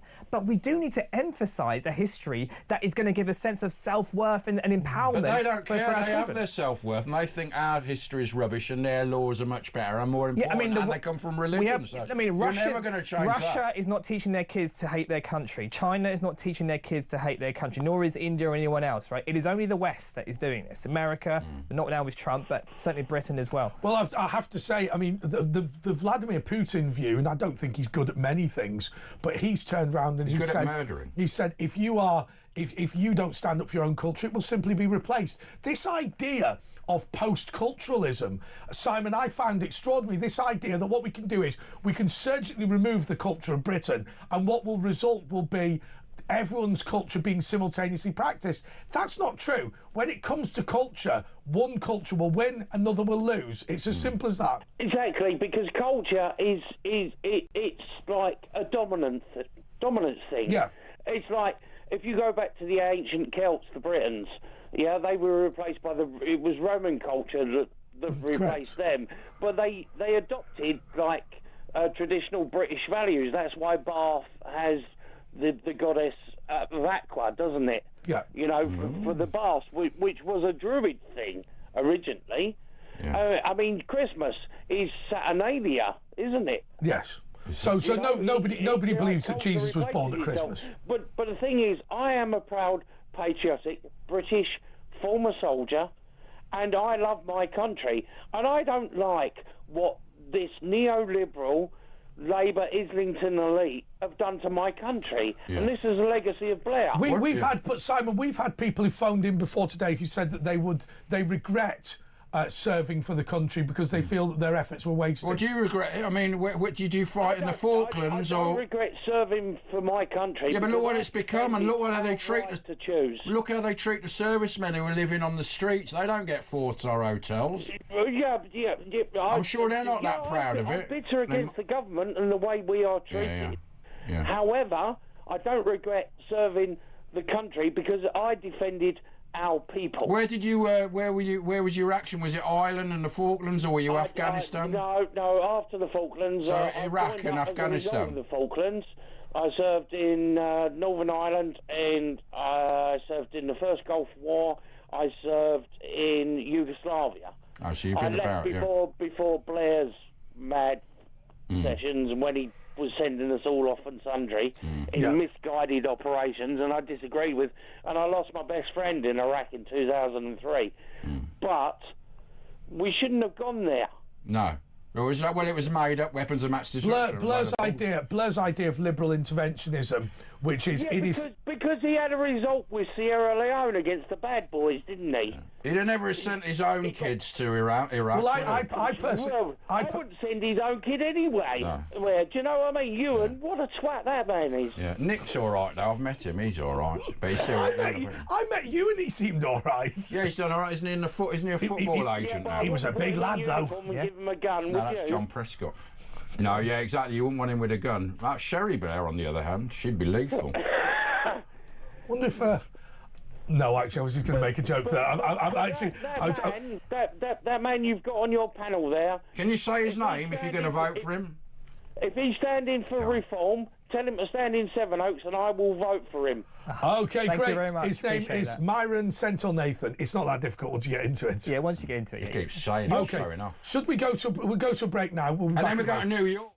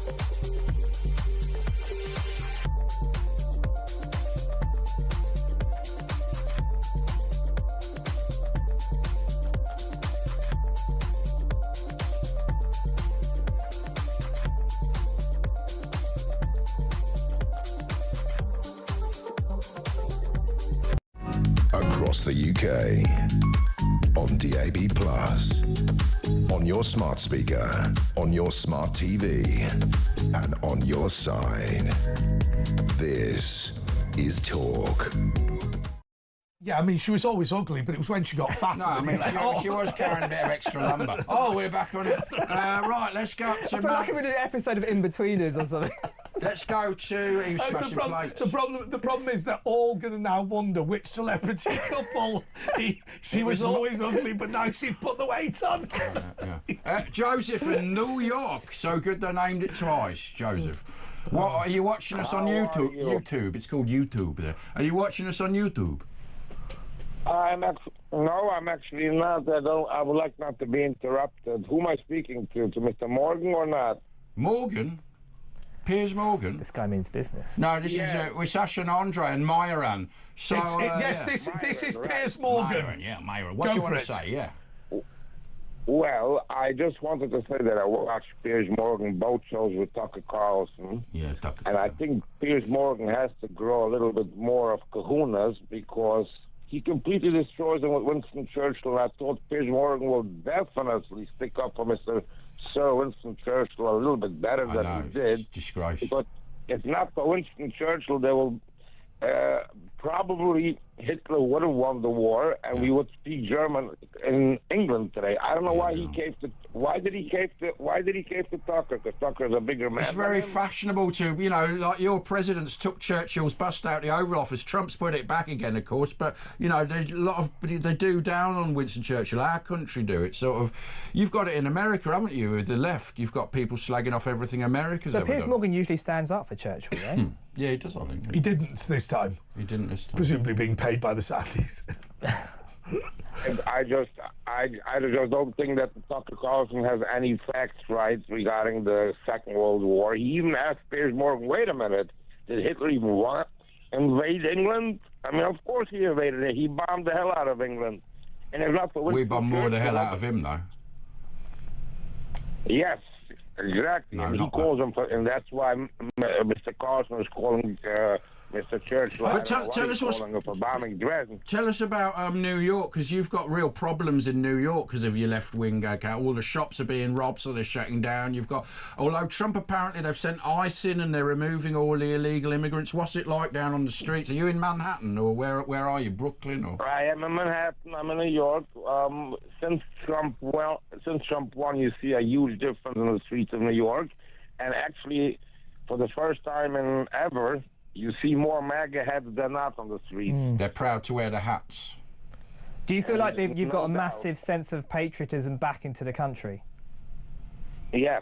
Well, listen, I believe the immigration issues, the same problems as in England. As I go a lot to London, but I believe the same issues in England as in America, and I'm sure everybody has their own ways of dealing with them. But again, I'm sorry for going back to the reason why I called. I just wanted Piers Morgan to have should have been a bit more tougher on the Winston Churchill conversation. Well, I think you're absolutely right. I think he's somehow a little bit starstruck with Tucker Carlson. I think he's trying to tout for new audience with... He's thinking, I wish you were my dad. Yeah, even the kind of... He wants to go down the Joe Rogan, Lex Friedman type of situation. That's his next what he's aiming for, that's what he's aspiring towards. That's why he's done the U-turn on the lockdowns and the vaccine stuff. So what do you do in Manhattan? Almost as if he's vacuous and just says whatever he thinks at the moment. What do you do in New York? Are you retired or do you work? No, I am a business owner and I have a family. I have 4 kids and working hard during the week and enjoying Mr. Morgan during the weekends. But how did you find us? What are you watching us on? I watch Piers Morgan on a nightly basis. So I don't think he's watching us at all. You know what? You just called a number because it was Piers. Are you watching? You're watching on YouTube. Well, I watch you guys as well. Yes, on YouTube. Obviously, both of you. Great. All right, Joseph, thank you so much. Us. Pat is in London and it's a man. Pat, come on, Pat. I hope I am. Yeah, identifies as a man. He does now, yeah. But remember Pat in EastEnders, big earrings? I identify as male. That's right. Perfect. Yeah. He's from Stepney. Yeah, anyway, about what you alluded to about asteroids and what Ken was saying, none of these things need to happen because we have... or we should have the availability and the technological prowess to go and intercept these things long before they collide with or even come nearer to Earth. Of course they can, and with Elon Musk now on the team with the rockets, he'll just send one and they'll divert it, won't they? Like snooker, giant snooker. All they need to... Well, there's 2 ways they could do it. It's either land a probe with rockets on it and sort of like take it away. Or land like Bruce Willis did. Sorry, are we talking about the film Armageddon? Yeah, that's how it was based on fact. But Pat, we were talking earlier, you're one of the few remaining Cockneys. You're a rare breed in London, aren't you? Yeah. In Stepney. Yeah. So tell us about that. Are you like one of the only ones left now? Well, there are a few of us left. I mean... are probably enough to fill a Wetherspoons. Yeah, exactly. All the jelly deal places, which is ironic because they've all shut down the traditional pie and mash shops and the jelly. No, there are. Oh. There's one in I don't know if you know it, at the top of the East India Dock Road. Pat, Chubby Isaacs has gone now, hasn't he? Old Chubby Isaacs. Hang on for a second, Pat. Can I just ask you this question? Because I think the fact that the Cockneys have disappeared, the fact that most of the pie and mash shops have gone, the fact that Tubby Isaacs, who I actually do know who that is, has disappeared, only matters if we care. Should we care about the loss of traditional British culture? Because, I mean, I can't think of any other really well-defined piece of British culture that has been completely eradicated by immigration. But the Cockney culture is definitely it. Are we right to be bothered about that? I think you should be because, well, I was born in the old London hospital, and I mean I've lived in the East End all my life, and I think it should be brought back or at least somewhat preserved. I mean, you talk there isn't no seafood stalls anymore left. Yeah. But there are, I mean, there's one in the Chris Street Market called EastEnders Pie and Mash. You've got one in Towerbridge Road, Menzies, and one in Peckham. And of course you got the salt beef, the Brick Lane salt beef. Yeah, but Are you saying Jews can't be Cockneys? Yeah, no, of course they can. Of course they can, but you're talking about pie and mash, and well, fish and chips. Seafood. But what is a Cockney? What Cockney is? No, I mean, there's the obvious Bow Bells type thing, but what is it for you? What is it that culture means to you? Chirpy and they walk around. It's the way I speak. It's the way I go in pubs. I like things that all like you like. You know. Cockfighting. Boxing at York Hall. Well, I had been to York in the past. I had been to York Hall when there's boxing, but you know when you say the sound of the Bow Bell, it's not Bow Church. No, it's your... in Bow. It's up but in, you know, like, the city. But in the 1700, when there was no traffic, you could hear the Bow Bells all across London. So that meant everyone was a Cockney. True. That's true. But no, it's where I come from, and obviously I've grown up with it. I'm 68 this birthday. Happy birthday. But I mean, I suppose the other point is, if Sadiq Khan was sat here, he would say, but think about the vibrance of the East End, think about the curries in Brick Lane, think about the rag trade in Commercial Road, think about, you know, all of this immigration and the way, and he has a pride in the East End, just not a pride in Cockneys. Because I think the point we were making earlier, he sees this as a virgin territory that can be turned into a multicultural utopia. Yeah, I mean... But it's monoculture, isn't it? When I first started work, when I left school, I worked for a Jewish firm called Julius and Company. And when I left school, as I say, after I left them, I worked with my father on the market stalls. And I had friendships with lots of West Indian guys who I went to school with, played football with. Yeah, we all mixed in the old days, didn't we? And that sort of changed. Yeah, that sort of changed.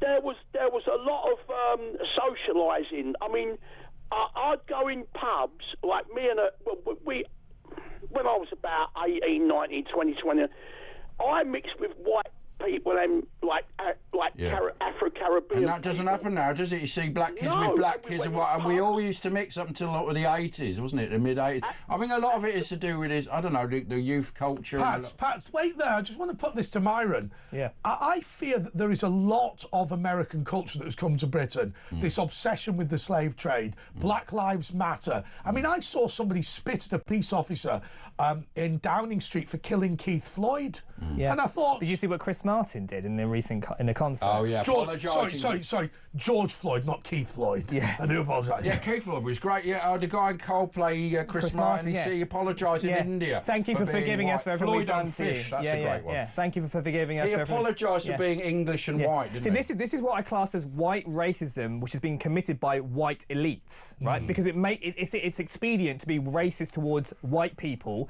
because it makes you look amazing. But for the working class, it's just they're at the butt end of all of this, right? It all falls on them fundamentally. He's basically crapping on the working class.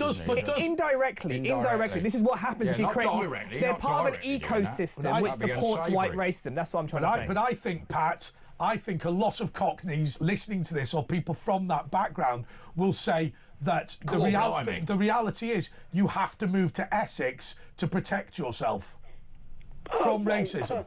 I mean, years ago, Barking was part of Essex. Dagenham was part of Essex. It still is, isn't it? I thought it is.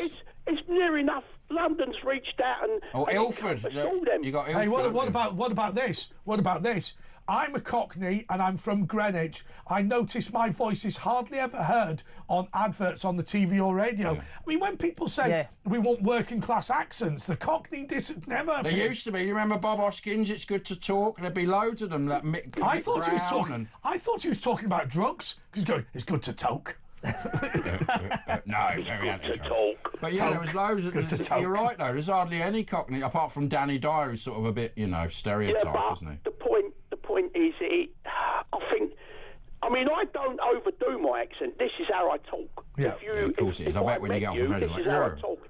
But I think a lot of it, because he become famous, hello, Treacle and all that. Yeah, he overdoes it, that is part, I think that is nigh on gone. I mean, I But if Danny Dyer was here, wouldn't he say, look, actually, yeah, I do ham it up, but first of all, I'm in the entertainment business, and secondly, actually, I do like that working class Cockney culture, and you know what? If I'm the poster boy for it, I'm going to embrace it as much as possible. I think that would be. Yeah, but my mate, who is a proper Cockney, he says he's not really working class. He's middle class Cockney. He went to stage school. Pat. You know, I mean, one of the few. I'll tell you what. I mean, all right, he was a union boss, but one of the few, and he's not with us anymore. I think you know who I'm alluding to. Bob Crow.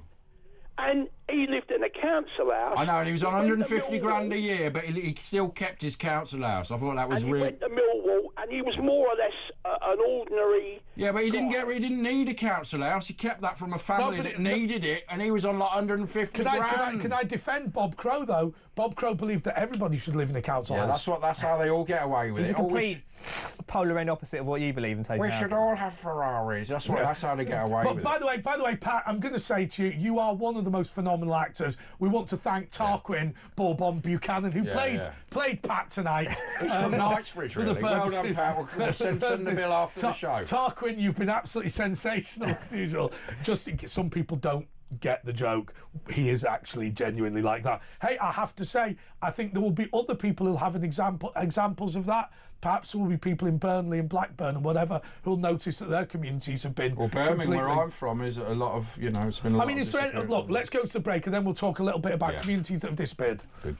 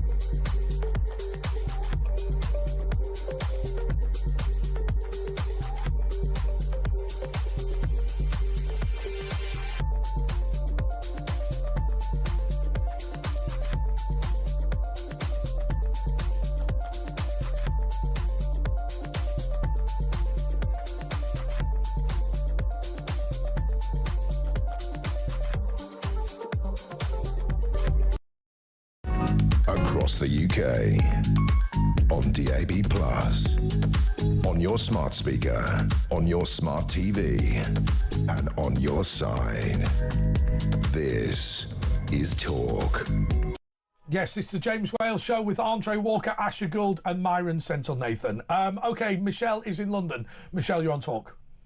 Hi, boys. You're very handsome tonight. Thank you. I've got 3 quick questions. As opposed to other night. Myron, Cockney is dying out. This is where I'm from. I was brought up in the East End. All my ancestors, everybody worked in the old days. But what I hear about Cockneys is quite disturbing because nobody likes their culture to be wiped out. And what's alarmed me is people coming on the telly saying that in 20 years we're all going to be like taken over by Muslims. And I mean, I look at my dad and all my uncles who fought for my freedom of speech. Now, I lost the plot one night and I went mental. Nobody knew what was wrong with me. And what happened was, it was two policemen. They got me in a police car and they said to me, there's something wrong with you, you're not well. And I thought, here we go. But what happened was, they turned their cameras off because I had a little rant and rave, and they were telling me, don't say this and don't say that. And I said, my dad fought for my freedom of speech. I said, everybody did. And he said to me, but Michelle, he said, you can't say that today. He said, everything like that is wiped out. Yes. Well, that is true. We do not have freedom of speech. Look at these non-crime hate incident laws that aren't real crimes. I mean, we don't have freedom of speech. That's a fact. But what I don't understand, I mean, your programme is the best, right? Thank you very much. No, I have to say it. But, Andre, I think you're wasted. I know that... He's not. He's all right tonight. He hasn't had hardly anything. No, no, but... He doesn't have to read an auto cue, and like yourself, Ash, he reads things. But what really is going on behind the scenes, Andre, in the Parliament? I mean, sometimes I don't mean to be rude, but did Guy Fawkes not have a point? I think a lot of people watched V for Vendetta and thought. Yeah. I think a lot of people watched V for Vendetta and understood the frustration with Parliament. Bring back Guy Fawkes. Somebody said no, we don't support Catholicism in Britain. Look, I will tell you what I think is happening, and everybody's been impressed with Myron Senthil Nathan tonight, but he's not the only person coming through. I do think the standard of parliamentarians is going to rise in this country. Look, I would run for Parliament. The only problem is there is an Ofcom rule, which would mean that I would not be able to do this show for several months in order to do it. By the way, they've not read the law because... But if there was a snap general election tomorrow? I'd be all right with it. All right with it. But look, I think you're going to see, I would hope you would see more of people like me and Asher in the future, and indeed, well, perhaps not James Whale, that's not the right thing to say, but I think people like us are going to get more involved in taking the country back. I genuinely do, because I think that we've taken our eye off the ball, and I think that's collectively amongst all of us, and allowed the country to go to the dogs. But you know what? Once we hit rock bottom, I think we'll start coming back. Yeah, but it's career politicians. That's the problem, correct, right? No, people who want to be something, not do something. Not conviction, right? And that's the thing. Not motivated by fundamental. That's principles. the EU they don't that have did that, fundamental principles. That's the point when you're talking about, say, me or Asher. But let's talk about Asher for a second. If you said, "Look, there's a Birmingham constituency that's desperately in need of a good person," he would do it and he'd take it seriously, right? But at the moment, what you're talking about is who can you suck up to in the Labour Party or the Conservative Party? Who can you bribe? Yeah. Who can you? But you asked me, what's your ambition? And I didn't know how to answer that, because it's not an ambition that's motivating me. It's I just look around the country. You want to do something. Something needs to be done, and I can only see it happening through Parliament, through the epicentre of our democracy. And so therefore, I'm going to put myself forward as much as I can to do something, to change something, to disrupt the situation. So there's no ambition there. There's just, we've got to do something. There's a democratic emergency. Hey, come on, run for PM. But let's get him at the next seat. He'll definitely be standing for reform in the next election. I think your big problem is the area that you're in, and I mean both professionally and personally, is not going to be that fertile for reform, is it? You go to another area and do it. Let's see what happens. I mean, the climate's always changing, the polls are changing, and... You can't say the climate's changing. That'll get you... Michelle will kick off. She'll go, I thought it was all right until he said that. Michelle, is that a fair answer? Yeah, but you know what, with this climate, now, I was brought up with, I don't know, hippies, you know, like smoke the grass, don't walk on it. And as I was a little kid, they used to stick up in trees, you know, like, because they can't cut a tree down. Yes. With a child on it. So I was brought up with keep Britain tidy. Yes. And, you know, you've got to have morals. Drink a pint of milk a day. About where you come from, but everybody has got self-respect. I don't know where we have gone wrong. And Byron, you are very intelligent, besides being handsome, but you're very assertive. Now, can you just explain to me, where did we come from here to where we are? How did we get to where we are? It begins with Tony Blair. Yeah. The story begins with Tony Blair. First of all, that's where mass immigration first was initiated. It's also the constitutional reforms in Parliament. Parliament is which was Tony Blair as well, lawfare, making a Supreme Court, taking sovereignty away. Exactly, all of that. So Climate Change Committee, Supreme Court, OBR has too much influences, too many quangos. The Supreme Court needs to drop dead. Right. By the way, can I tell you one of the awful things about the Supreme Court? Middlesex Guildhall, remember, the county town of Middlesex is Westminster. Middlesex Guildhall used to have one of the best historic interiors of any building in Britain. By the way, best historic courtroom in Britain. We ripped it out to create that Supreme Court because it looks more European. Thanks, Michelle. Let's go to last call, Sylvia in Yorkshire. Come on, Sylvia. Hello to you, pair. All I want to say is this government have lost the plot. Did they ever have it? So did the last one. What they want to do, they're talking about the benefit system. We know a lot of swinging the lead, and it does want sorting out. Yeah. But what's it costing with immigration? And Yvette Cooper, all this talk, when they come into power, we're going to smash the bolts, we're going to do this, they've done nothing. Yeah. They're letting Tom, Dick and Harry come in, the hotels are full, and these people are laughing it up because they're getting all taxpayers' money because the hotel is full. Now Sylvie, I'm going to put this to Myron Central Nathan. Most people would decry her for being an extremist for what is a completely sensible comment. It's a very interesting point. You know, Zia Yusuf was on Question Time recently, and then the question came about, there's too many housing developments. How can we do it? We don't have the GPs to cope with the housing developments. And Zia Yusuf pointed out very aptly that you're actually talking about mass immigration, but you don't realise it, and it manifests locally in these issues. And then people will say, oh, but you're hijacking the conversation, just talking about immigration with your populist rhetoric. But we need to really educate as much as we can. Join the dots. Join the dots. We haven't got any schools. We haven't got any money. We haven't got doctors. This isn't for political expediency or just trying to invoke separation or demonise anyone. This is just a fact of the situation. There's $1 million a year coming in legally and illegally. If you are sitting there, Sylvie, thank you so much. But if you are turning around saying I'm extremely worried that the NHS is overloaded and there aren't enough houses, then that is a function of one of two things. Either a lack of capacity or too many people. Now, given that we haven't reduced the number of houses in the past 20 years, one would